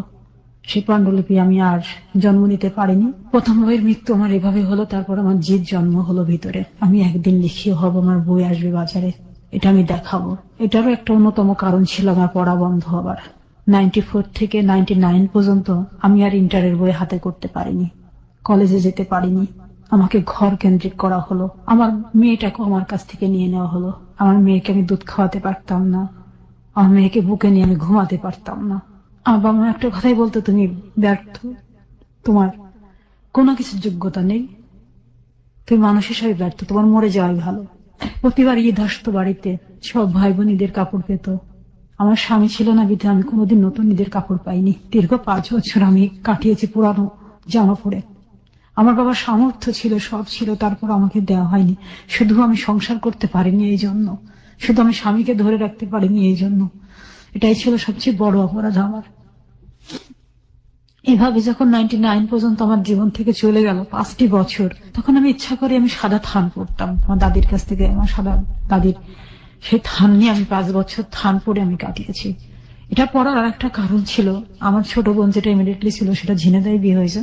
ওই বোনটার বিয়ের দিন আমার বাবা আমাকে ডেকে বলেছিল, তুমি বিয়ের কোনো জিনিস ধরবে না, আমার মেয়ের জীবনটা নষ্ট হয়ে যাবে। সেটা আমি খুব কষ্ট পেয়ে আমি বাড়ির ঝাড়ের নিচে, আমাদের বাড়িতে একটা বাঁশের বাগান ছিল, বাগানে গিয়ে আমি বসেছিলাম, প্রচুর কেঁদেছিলাম। সেদিনকে থেকে আমি রঙিন কাপড় পরে পড়া বন্ধ করে দিয়েছিলাম। এটা 1995 সালের 29শে মে। তারপরে থেকে আমি আর কোনোদিন 99 সাল পর্যন্ত আমি রঙিন কাপড় পরিনি। 99 সালে ছোট মামা যখন ফের আমাদের বাড়িতে আসলেন, দীর্ঘ একটা মান অভিমানের পরে মামা এসে বাবাকে খুব রাগারাগি করলেন, বলে ওকে পরীক্ষা দিতে হোক, দেওয়া হোক, ও পরীক্ষা দিবে, ভালো রেজাল্ট করবে। 99 সালের মে মাসে আমার ইন্টার পরীক্ষায় আমি অংশগ্রহণ করলাম। মাত্র 4 মাস আবার পড়াশোনা করলাম, রাত দিন খেটে পড়াশোনা করে আমি 2nd ক্লাস পেলাম ইন্টারে। ডিগ্রিতে ভর্তি হলাম আমি বিএসএস গ্রুপে, সমাজ বিজ্ঞান রাষ্ট্রবিজ্ঞান সাবজেক্ট নিয়ে আমি ভর্তি হলাম। বিএ ফার্স্ট ইয়ারে যখন আমি কুষ্টিয়া গভর্নমেন্ট কলেজে ক্লাস করি, প্রতিদিন ট্রেনে যেতাম, সকালের ট্রেনে, আমি বিকালের ট্রেনে ফিরে আসতাম ক্লাস করে। মেয়েটা বাসায় থাকতো, আমার মায়ের কাছে, আমার বোনদের কাছে থাকতো। মেয়ে তো তখন বড় হয়ে গেছে, বাবার কথা বলতো না? না, কখন বাবার কথা জিজ্ঞাসা করিনি। বাবার কোনো স্মৃতি ওর তো জানা নেই সেই সময় পর্যন্ত, না, ওর তো কিছু জানা নেই। 99 সালের বিএ ফার্স্ট ইয়ারে যখন স্টুডেন্টস, তখন 16 ডিসেম্বর আমার মা পিঠা বানাচ্ছিল। ওই মুহূর্তে বাড়িতে ফোন আসলো যে আমার ওই হাজবেন্ড মালয়েশিয়া থেকে ফিরে আসছে, সে আমাকে নিতে আসবে। এইটুকু শুধু খবর শুনলাম আমি। আমার দুলাভাইয়ের কাছে এটা জানিয়েছে যে আমি ভুল করেছি, আমার বউ এবং মেয়েকে আমি নিয়ে যাব, আমাকে যেন ক্ষমা করা হয়। সে 7 বছর পরে মালয়েশিয়া থেকে ফিরে আসলো। সেই সময় সে আমাকে তো ফেলে চলে গেল, সে মালয়েশিয়াতে চলে গেছিল গোপনে, ভাবে কেউ জানতো না। তারপরে সে 17 ডিসেম্বরে সকাল 10টায় আমাদের বাড়িতে আসলো। আসার পরে আমার বাবা আমাকে বললো তোমাকে যেতে হবে। আমি বললাম আমি যাবো না। যে অধ্যায়টা একবার আমি ভুলে গেছি, সেই অধ্যায়টা আমি নিয়ে আর, মানে এত ঝড় পাড়ি দেওয়ার পরে আবার সেই ঝড়ের মুখে ফেলে দিচ্ছে। হ্যাঁ, আমি সেখানে আর যাবো না, আমি যেতে চাই না। আমার একটা মেয়ে আছে, আমি পড়াশোনা করতে চাই। আমি যদি বিয়ে ভালো রেজাল্ট করি তাহলে আমি ল ভর্তি হব, আমি যদি লতে ভালো রেজাল্ট করি তাহলে আমি ব্যারিস্টার হব। আমি আমার মতো মেয়েদের পাশে গিয়ে আমি দাঁড়াতে চাই, ব্যারিস্টার পাশ করে।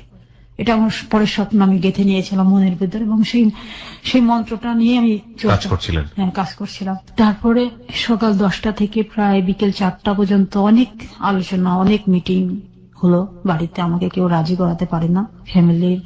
আর আমার চাচারা আসলেন, চাচারা বললেন যে এভাবে তো দেওয়া যায় না, যেটা ডিভোর্স হয়ে গেছে, তারপরে তো একটা নিয়ম আছে, নিয়মের বাইরে তো কিছু করা যায় না, তো তুমি নিয়মের বাইরে কেন কাজ করছো? তারপরে মামাদের কাছে সাজেশন নেওয়া হলো। মামারা বললো আমরা কোনো সাজেশন দিতে এখন পারবো না, কারণ সাজেশন দেওয়ার আগেই তুমি সবকিছু নষ্ট করে ফেলেছো।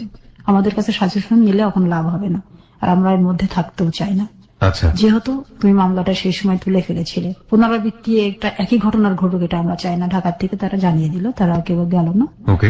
তারপরে আমার মেজে চাচা তখন বাড়িতে ছিলেন, চাচাকে ডেকে আনা হলো। চাচা আমাকে বললো যে দেখ মা, তোর তো জীবন তো নষ্টই হয়ে গেছে, তোমার একটা সুন্দর ফুটফুটে মেয়ে আছে, মেয়ের বাবা দরকার, মেয়ের একটা পরিচিতি দরকার। চাচা অনেক বোঝালেন। তা বললাম চাচা, তুমি কি পারতে তোমার মেয়েকে এভাবে বড় করতে? তুমি কি পারতে তোমার মেয়ে হলে ওইখানে পাঠাতে? তোমারও তো একটা মেয়ে আছে, যে মেয়েকে তুমি আজকে ডাক্তারি পড়াচ্ছ। আমার কি স্বপ্ন ছিল না ইঞ্জিনিয়ার বা ডাক্তার হওয়ার? আমার এই বোন ডাক্তার হচ্ছে, তুমি আজ অনেক দূরে থাকো বিধায় তুমি ডাক্তার করতে পারলে, তুমি রাজধানীর বুকে থাকো বিধায় সেজন্য তোমার মেয়ে ডাক্তার হলো, কিন্তু আমি হতে পারলাম না কেন? আমার কি অপরাধ ছিল? যত মাথায় হাত দিলে বেরিয়ে গেলেন, বলছে আমি কিন্তু তোর প্রশ্নের উত্তর দিতে পারবো না, কারণ তোর বাবার একদমতার কারণে আমি ফেল করে গেছি তোর বাবার কাছে।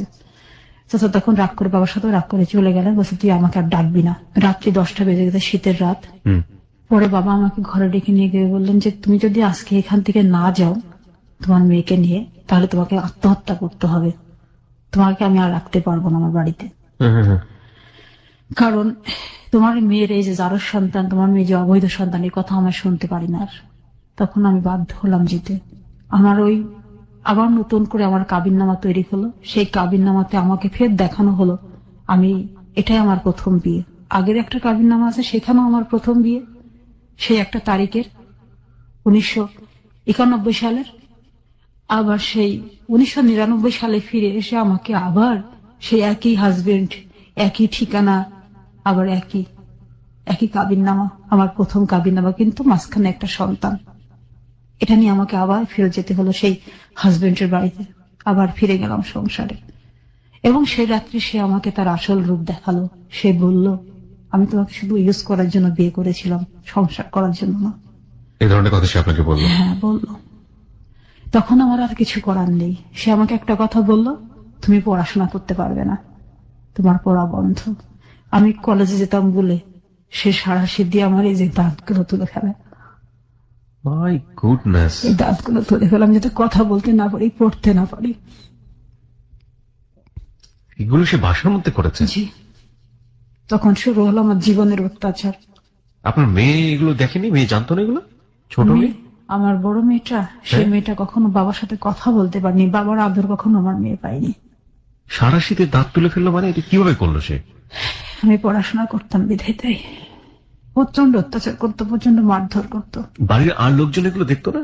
বাড়িতে লোকজন শুধু আমার শাশুড়ি, আমি, আমার হাজবেন্ড আর আমার বাচ্চার কেউ নেই। সবাই তো শহরে থাকে।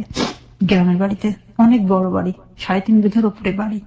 এই শব্দটা কোথাও যাবারও কথা নাই।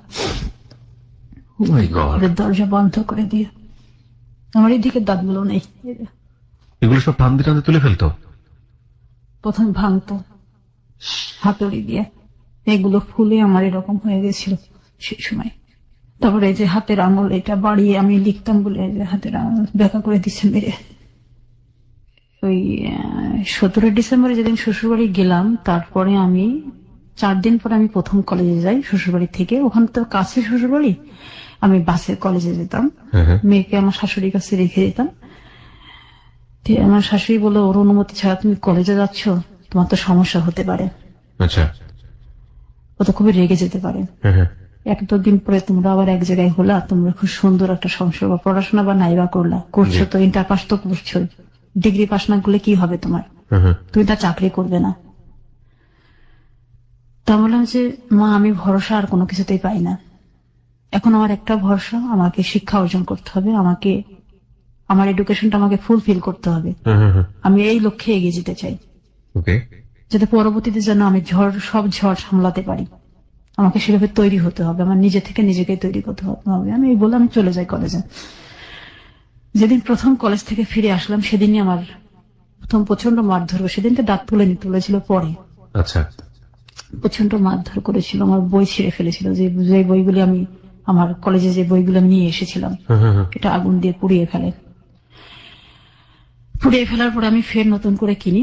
এখন কেনার টাকা তো সে আমাকে দিবে না। আমার বাবার বাড়ি থেকে আমাকে 5 ভরি গহনা দেওয়া হয়েছিল, আর শ্বশুর বাড়ি থেকে 10 ভরি স্বর্ণ দিয়েছিল। এখান থেকে আমি আমার মামা যে কানের দুল দিয়েছিলেন একটা পাশা, সেটা আমি বিক্রি করেছিলাম। আচ্ছা। বিক্রি করে আমি বই কিনেছিলাম ফের কলেজের। আচ্ছা আচ্ছা, এই পুড়িয়ে দেওয়া বই। হ্যাঁ, আচ্ছা। আমার কলেজের সব বইগুলো আমি ফের নতুন করে ফের কিনি, যেহেতু আমার একটা বছর পরে আমি পরীক্ষা দিব। আচ্ছা। ডিসেম্বর, জানুয়ারি, ফেব্রুয়ারি, মার্চ, এপ্রিল, মে, জুন, যখন আমি পড়াই বন্ধ করলাম না, তখন সে কি করলো, আমাকে দ্বিতীয়বার কনসেপ্ট পড়ালো। আমি যে পিল খেতাম তার সাথে যাওয়ার পরে সেই পিলের পাতা সে ফেলে দিত। আমার পিলের পাতা কোনোদিন আমি ফুলফিল করতে পারতাম না। আচ্ছা আচ্ছা, মানে আপনার পড়াশোনা বন্ধ করার জন্য দ্বিতীয়বার কনসেপ্ট করালো জুন মাসেটা। আচ্ছা। আমি কনসেপ্ট করার পরেও আমি পড়াশোনা করতাম নিয়মিত, ঘরে বসে বই পড়তাম। সে তো সারাক্ষণ বাইরে থাকতো, বাইরে ড্রিঙ্কস করে বেড়াতো, পাখি মেরে বেড়াতো, বিভিন্ন মেয়েদের সাথে ফুর্তি করে বেড়াতো। তার জীবনের ইতিহাসগুলো এগুলি ছিল। খুব ডেঞ্জারাস টাইপের ছিল তো, এবং তাকে দেখে সবাই ভয় পেত। আর আমার যে মেয়েটা আমি সাথে করে নিয়ে গেলাম, আমার বড় মেয়ে, ও যখন ওখানে দিন যাপন করতো আমার সাথে, ও বাবাকে দেখে খুব ভয় পেত, বাবার সামনে কখনো যেত না, কথাও বলতো না। আর ওকে কখনো বাবা আদরও করেনি ওকে। ও তখন বাবার আদর কি জিনিস জানতো না, বাবা বলে ডাকতো না, ভয় পেত। ও দাদির কাছে বেশি থাকতো, দাদি ওকে খুব ভালোবাসতো, খুব ওরা ভালোবাসতো। তো এভাবে আমাদের মামের দিন যাচ্ছিল। ও বাবা যখন থাকতো না, তখন ও আমার কাছে আসতো, এবং বাকিটার সময় কাজের মেয়ে এবং দাদি এদের সাথেই সময় কাটাতো। আর এইভাবে আমার প্রতি অত্যাচার চলতো। দ্বিতীয় কনসেপ্ট হওয়ার পরে আমি ওই বেবিটা আমার ভিতরে বাড়তে থাকে আস্তে আস্তে।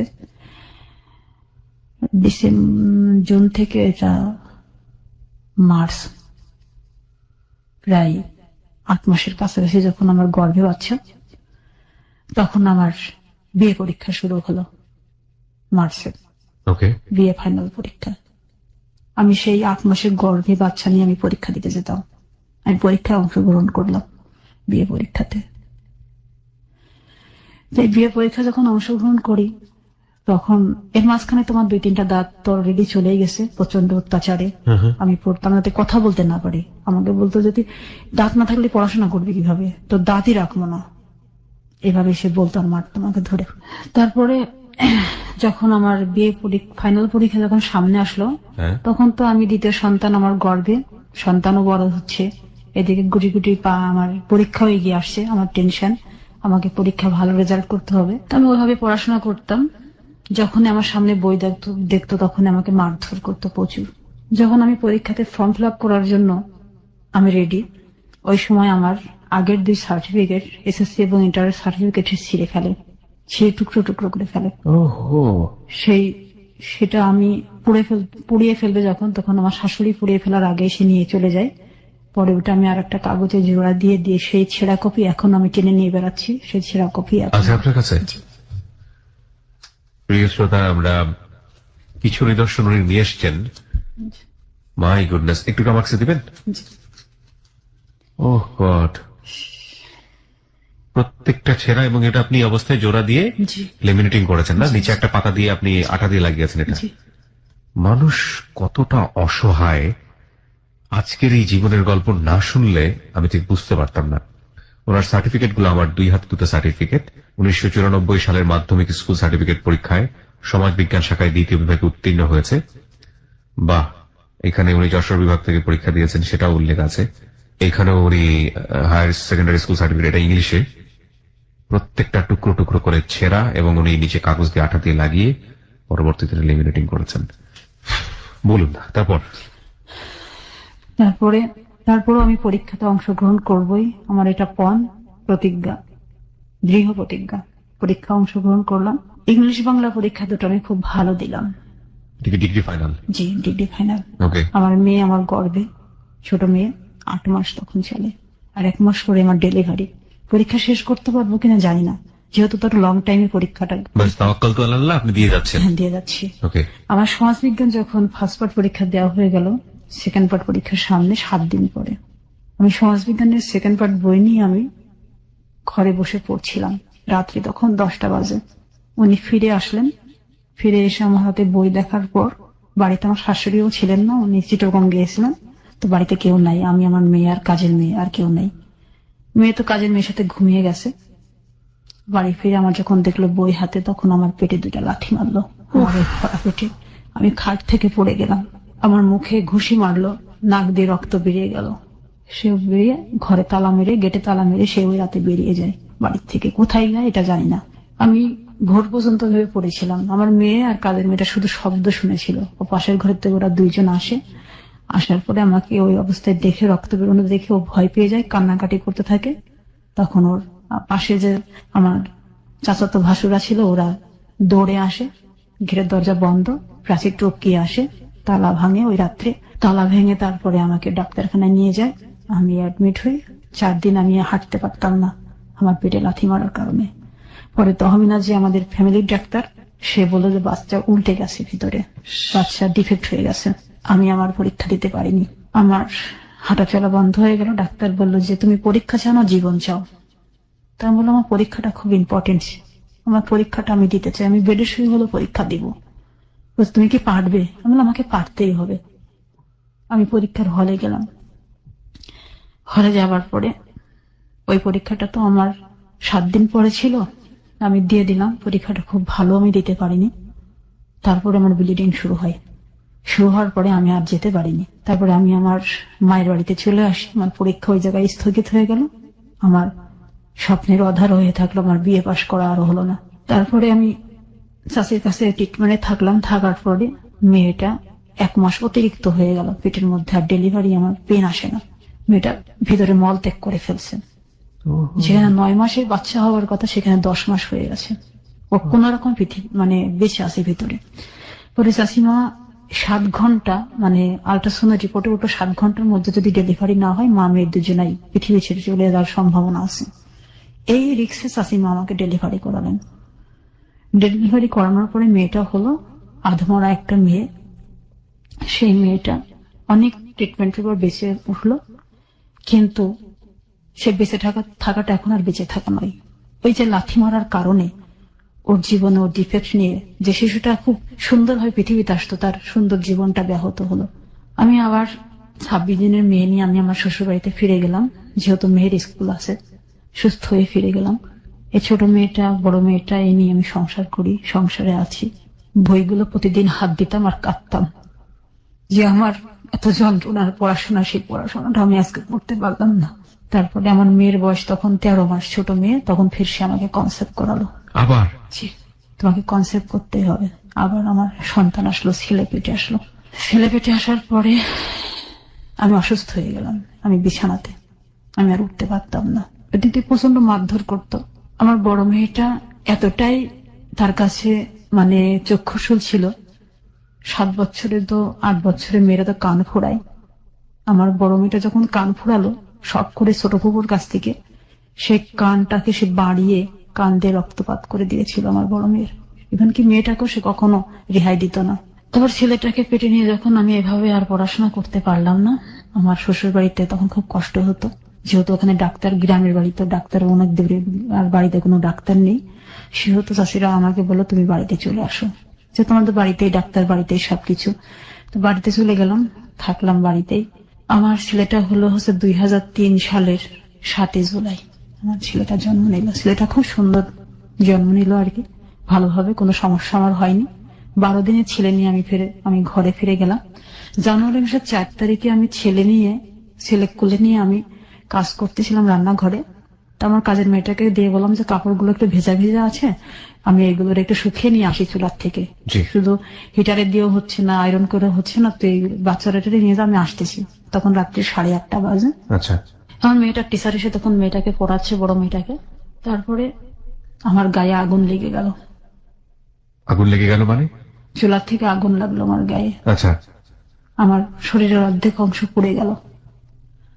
পুড়ে যাওয়ার পরে আমি সেন্সলেসে পড়ে থাকলাম। সবাই আসলো, আমাকে ওখান থেকে আগুন থেকে উদ্ধার করলো। শাড়িতে আগুন লেগে গিয়েছিল।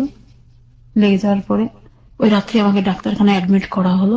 আমার হাঁটুর উপর থেকে আমার মাঝার পর্যন্ত আমার সমস্ত পুড়ে একদম ঝলসে গেল। ঝলসে যাওয়ার পরে আমি এই বিছানায় যখন পড়ে গেলাম, বাচ্চা 3টা, ছোট মেয়েটা ওরকম হাঁটতে পারে না, ছেলেটা মাত্র হয়েছে 7 মাসের সন্তান কোলে। তারপর সে যে কি বিভৎস মানে অবস্থা আর কি, ডাক্তার ড্রেসিং করছে, ব্যান্ডেজ করতেছে, এইভাবে আমার প্রতিদিন একটা একটা করে দিন পার হতো। আর আমার ফ্যামিলির কেউ আমাকে তখন দেখতে আসেনি। আর এই যে আপনি বলছিলেন একটু আগে যে দাঁত উপড়ে ফেলতো, হাতের নখ ভাঙতো, যাতে আপনি লেখাপড়া করতে না পারেন, এগুলো আপনি আপনার পরিবারে বলতেন না? মাকে বলতেন না, বাবাকে বলতেন না? আমার ওই যখন এগুলো করতো তখন তো বললেও তারা বিশ্বাস করতো না। আর আমার ফ্যামিলির লোকজন তখন কম যেত আমাদের বাড়িতে। আর আমার বাচ্চাগুলি হয়ে যাওয়ার পরে যখন আমার অত্যাচারটা যখন বেশি বাড়লো, যখন আমি পুড়ে গেলাম, তখন আমার ফ্যামিলির কারোর মুখ আমি দেখিনি। দাঁতগুলো কি দিয়ে তুলতো উনি? দাঁতগুলো প্লাস দিয়ে তুলতো আর এই ইয়ে দিয়ে করতো। কিছু লোক আছে উনি ভাঁজ করতে পারেন না, এগুলো কি দিয়ে বাড়ি দিত? এগুলোতে এগুলো মানে বেতের লাঠি দিয়ে বাড়ি দিত, যাতে আপনি লিখতে না পারেন, কলম ধরতে না পারেন। এই যে আঙুল দুটো বাঁকা, এই যে এই কারণে ফেটে গিয়েছিল হাড় এখানে। বলুন তারপর। পড়ে গেলাম বিছানায়। তখন আমাকে ওই পুরো অবস্থাতে মারতে পারে না, শুধু মুখে আমাকে আঘাত করতো যে সাবধানে কাজ করতে পারো না, এই করতে পারো না, সেই করতে পারো না, এখন তোমাকে কে দেখবে, তোমার বাচ্চাদের কে দেখবে, খালি মুখে কিলাতো। কিলিয়ে আমার চলে যেত ঘর থেকে। আমার পরে রাগে মানে খুব বেশি চলে যেত। আর একটা বড় মহিলা ছিল কাজে, তার সাথে সে সারাক্ষণ এই সেক্স রিলেশনের মতো থাকতো। মানে কাজের মেয়ের সাথে? জি। আমার শাশুড়ি তখন আমার পুরো অবস্থা শুনে চিটাগাং থেকে ফিরে আসলেন বাড়িতে। আসার পরে আমার মেয়েদেরকে দেখাশোনা করতে লাগলেন। শাশুড়ি আর একটা কাজের মেয়ে রাখলেন, যেহেতু ওই অবস্থা হয়ে গেছে, এখন তোকে তো ট্রিটমেন্টও করতে হবে, বাচ্চাগুলোও দেখতে হবে। আমি ছেলেটাকেও কোলে নিতে পারি না, ছোট মেয়েটাকেও নিতে পারি না। বড় মেয়েটা আমার মল ফেলতো, আমি পায়খানা বিছানায় বসে করতাম। বড় মেয়ে সেবাটা দিত? আমার বড় মেয়ে আর একটা কাজের মেয়ে। এই আমার বড় মেয়ে তখন ক্লাস 6-এ। আমার এই বড় মেয়েটা আমার জন্য তার 1 বছর লস দিল। 6-এ ওর পড়াশোনাটা হয়নি। ওর চোখে যখন পানি দেখতাম তখন আমার খুব কষ্ট হতো। নিজের প্রতিচ্ছবি দেখতে পেতেন? আমি তখন আমি বলতাম যে আম্মু তুমি আমাকে ক্ষমা করে দিও, আমি চাইনি তোমার পড়াটা বন্ধ হোক। তারপরে এইভাবে জানুয়ারি থেকে অক্টোবর মাস পর্যন্ত আমি বিছানায় ছিলাম। প্রচন্ড যন্ত্রণা, ঘা শুকোতে দেরি হলো, আমার পুরা শরীর বিকলাঙ্গ হয়ে গেল, ঠ্যাংগুলো সব কুজো হয়ে গেল, নাভগুলো সব টান ধরলো। যখন আমি আর সুস্থ হই না, অক্টোবর মাসের 16 তারিখ 2004, সে আমাকে আমার 3টা বাচ্চাকে রেখে কুষ্টিয়ার কোর্ট স্টেশনের বারান্দায় ডাক্তারখানায় যাওয়ার নাম করে আমাকে ফেলে আসে। সেই রাস্তাতে স্টেশনে ফেলে আসে আপনাকে? আমাকে ফেলে আসে। ফেলে আসার পরে আমি 17 দিন ছিলাম ওই স্টেশনে। আমার ফ্যামিলির লোকজন কেউ জানতো না আমি কোথায়। কেন স্টেশনে আপনি থাকলেন? আপনি কেন বাড়িতে চলে আসলেন না? আমি তো হাঁটতেও পারতাম না নিজে। ওহো, আমি তো বিকলাঙ্গ তখন, পুরা অবস্থা আমার, পুরা ঘাও তখন আমার সুখ হয়নি। কি করলেন ওই সময়টাতে তাহলে? আমি স্টেশনেই পড়ে থাকতাম। আমার শুধু একটা ম্যাক্সি পরা ছিল গায়ে, আর একটা গায়ে চাদর ছিল। ধুলা বালিতে আমার আপনার সঙ্গে আপনার সন্তানরা ছিল না? না, সন্তানগুলো সে আপনাকে ফেলে এসছে ওখানে ডাক্তার দেখানোর কথা বলে? সে তার সাথে তো আমি এখন সেক্স করতে পারি না, তাকে আমি সেবা দিতে পারি না, তার সন্তানদেরকে আমি সুস্থ রাখতে পারতেছি না। আমি তো এখন অথর্ব অকেজ, আমি যাতে পচনশীল হয়ে মরে যাই সেটাই সে চেয়েছিল। তারপরে আপনি স্টেশনে কি করলেন ওই সময়টাতে? আমি 17 দিন থাকার পরে আমাকে কেউ ভিক্ষুক মনে করে 2 টাকা 1 টাকা দিয়ে যেত। ওটা দিয়ে আমি খুঁড়িয়ে পাউরুটি কিনে স্টেশনে নলকূপ থেকে পানি খেতাম। এবং আমার নিজের চোখে আমাকে দেখতে হয়েছে আমার ঠ্যাঙের নিচ থেকে যে পচা মাংস ছিল, এই মাংস কুকুরে চেটে খেত। এই জিনিসটা আমাকে আমার জীবদ্দশাতে আমাকে দেখতে হয়েছে। এটা যে আমি দেখবো আমি কখনো কল্পনা করতে পারিনি। 17 দিন যখন অতিবাহিত হয়ে গেল, ধুলা বাড়িতে, মশা মাছিতে ঘাগুলি আবার দুর্গন্ধ ছড়াতে শুরু করলো। তখন আমার বাবার বড় বোনের ছোট দেবর, উনি স্টেশনে দেখা মাত্র আব্বার কাছে ফোন করছে, বাবার কাছে, যে ভাই তুমি ভাত খাও কিভাবে, তুমি ঘুমাও কিভাবে, যে বাড়ির মেয়েদের পশমকে স্পর্শ করতে পারেনি সেই মেয়ে আজকে স্টেশনে পড়ে আছে, তুমি কল্পনা করতে পারবে না মেয়ের কি অবস্থা আজকে। এটা বলে সে ফোনটা রেখেই আমাকে কুষ্টিয়া সোনো টাওয়ারে ভর্তি করার পরে আমাকে ওখানে সেবা দেওয়ার পরে আমি 7 দিন থাকার পরে আমাকে বাড়িতে নিয়ে যাওয়া হয়। বাবা আসলো না কথা শোনার পরে? বাবা চলে আসলেন মাইক্রো নিয়ে, দুলাভাই চলে আসলেন, বড় বোন চলে আসলেন, সবাই আসলো। আসার পরে আমাকে ওখান থেকে সেবা দিয়ে 7 দিন পরে বাড়িতে নিয়ে গেলেন। বাড়িতে নিয়ে যাওয়ার পর যেহেতু সন্তান আমার কাছে নেই, আমার ওই 17 দিনের ক্ষুধা যন্ত্রণা, আমি এগুলো না খেতে খেতে আমি আর বাড়িতে আসার পরে আমি আর কারোর সাথে কথা বলতে পারতাম না। আমাকে কোনো কিছু প্রশ্ন করলে আমি চুপচাপ, আমি শুধু আমার চোখ দিয়ে পানি পড়তো। শুধু এই অনুভূতিটি আমার সেই সময় ছিল। তারপরে বাবা দেখলো তো এটা সমস্যা, তখন এইভাবে আমার অক্টোবর নভেম্বর ডিসেম্বর মাসগুলো চলে গেল। জানুয়ারি ফেব্রুয়ারির দিকে বাবা আমার পাসপোর্ট তৈরি করলেন, আমাকে ইন্ডিয়াতে নিয়ে যাবেন ট্রিটমেন্টের জন্য। আমার শরীরে এরকম উন্নতি হচ্ছে না। হাজবেন্ডকে খবর দেয়নি? হ্যাঁ দিয়েছিল, বাবা গিয়েছিল 2 বার, বাবাকে অপমান করে বের করে দেয়। তারপরে মে মাসে আমার পাসপোর্ট হাতে আসলো, জুন মাসের অর্ধেক টাইমে ভিসা পেলাম পাসপোর্টে। তখন বাবা আমাকে নিয়ে শুধু মাদ্রাজ গেলেন ট্রিটমেন্টের জন্য, অ্যাপোলোতে ভর্তি করলেন আমাকে। কারণ আমার তখন পুরা আমার নার্ভ গুলো তো শুকিয়ে মানে ওই যে কুচিয়ে তো আমি খাটো হয়ে গেছি, এতটুকু হয়ে গেছিলাম, আমি লাঠি ভর দিয়ে চলতাম। তারপর ট্রিটমেন্ট চললো কতদিন ওখানে? ওইখানে চললো, আমি ছিলাম ওইখানে 25 দিন ছিলাম। আচ্ছা। ওইখানে ট্রিটমেন্ট করাকালীনই আবার চোখটাকেও দেখানো হলো। চোখেরও তো তখন খুব ভয়াবহ অবস্থা। শঙ্কর নেত্রালয় দেখানো হলো। দেখানোর পরে শঙ্কর নেত্রালয় থেকে বললো যে লেসিক করতে হবে, লেজার লেসিক করতে হবে, করলে চোখটাতে পাওয়ারটা একটু কম থাকবে, তখন ইজি হয়ে জীবনযাপন করতে পারবে। পরে আমি ফিরে আসলাম দেশে। ফিরে এসে আমি মামলাতে অংশগ্রহণ করলাম, সুস্থ হলাম। মামলা করলেন? হ্যাঁ জি, জজ কোর্টে গিয়ে মামলা করলাম, চৌডাঙ্গা জজ কোর্টে, আমার সেই মামার কাছে। করার পরে সে অ্যারেস্ট হলো। আমার সন্তানরা আমার কাছে আসলো, কোর্ট রায় দিল যে আমার 3টা সন্তান আমার কাছেই থাকবে, তাদেরকে প্রতি মাসে 6,000 টাকা খরচ দিতে হবে। আপনি কি মামলা করলেন? নারী নির্যাতন মামলা? জি। তারপর তাকে অ্যারেস্ট করে কি করা হলো? অ্যারেস্ট করে সে 7 দিন ছিল জেলখানাতে। তারপরে সে জামিনে বের হয়ে আসলো। কিভাবে বের হলো সে? সেটা তো তার বলছে তো হবে, এটা তো নারী। আপনি পরবর্তীতে কোর্টে গিয়ে আবার আপিল করলেন না যে কেন বের হলো সে? করেছিলাম। তারপর করার পরে তখন একটা কথাই সে বলল যে তোমার যে বিয়েটা, সেই বিয়েটাকে তোমার বাবা দেখাচ্ছে যে তোমার প্রথম বিয়ে হলো 91 সালে, সেটা ঠিক আছে, সেটা তো আমিও জানি, বাট সেই কাগজটা কিন্তু তুমি উত্থাপন করলে না, এটা আমার বাবা করতে দেয়নি। যেহেতু তো ওই বিয়ের পরে যে ডিভোর্স লেটারটা আছে সেটাতে আমার অবৈধ সন্তানের কথা উল্লেখ আছে। আচ্ছা।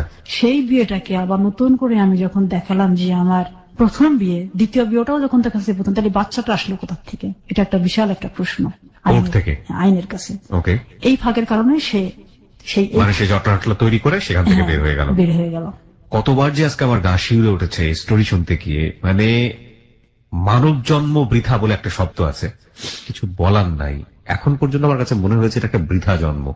সমাজ নেই, আইন নেই, পরিবার নেই, কেউ নেই এই ভদ্র মহিলার পাশে। ওয়াই শি ইজ সার্ভাইভিং, মানে হাউ শি ইজ সার্ভাইভিং, মানে কিছু বলার নেই। তারপরে মামলাতে সেইভাবে যখন জামিন নেওয়ার পরে আমার কাছে তো বারবারই, আমি যতবার আমার আপিল করেছি ততবারই রায় আমার দিকে এসছে। তার যে সে তার যথাযথ যে মানে দায়িত্বগুলো পালন করবে, সন্তানরা বড় না হওয়া পর্যন্ত মায়ের কাছেই থাকবে এবং সন্তানদেরকে সে নিয়মিত খোরপোশ দিবে। সে শুধু 60,000 টাকা দিয়ে পালিয়ে গেল, আর ফিরল না।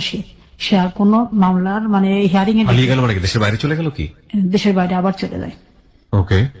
তো দেশের বাইরে যখন চলে যাবে তখন এটা আমি শুনতে পাই, তখন আমি এয়ারপোর্টে এসে আটকানোর জন্য আমি চেষ্টা করেছিলাম একটা, কিন্তু আমার বাবার কারণে আমি এটা ফেল করে যাই। বাবা কি করলো? আমি যেদিন আমি শুনছি যে সে চলে যাবে, আমি ওই সপ্তাহে আমি ঢাকা আসবো, আমার বাবা আমাকে আসতে দেয়নি। আমি পরের সপ্তাহে আসি। আমি যখন এয়ারপোর্ট থানাতে আমি যখন গেছি তখন দেখি অলরেডি সে পাসিং হয়ে গেছে, সিঙ্গাপুরে পাসিং হয়ে গেছে। কত সালে এটা মনে আছে? হ্যাঁ, 2005-এ। 2005 সালের গল্প। তারপরে তার হলো না তাকে করা। সে 60,000 টাকা দিয়ে এইভাবে সে আর যতগুলো হিয়ারিং এ ডেটে আমি উপস্থিত হয়, সে উপস্থিত হয় না। এভাবে 3 বছর মামলা চললো। এদিকে আমার মেয়েটা ক্লাস 8-এ উঠে পড়লো, বড় মেয়েটা। ছোট মেয়েটা এরকম অসুস্থ, প্রতিবন্ধী, হাঁটতে পারে না, প্রতিবন্ধী হয়ে গেল। জি, ওই যে লাথি মারার কারণে। ছেলেটা আস্তে আস্তে বড় হচ্ছে। এভাবে আমাদের 3 সন্তান নিয়ে বাবার বাড়িতে আমি আবার জীবনযাপন শুরু করলাম। তারপরে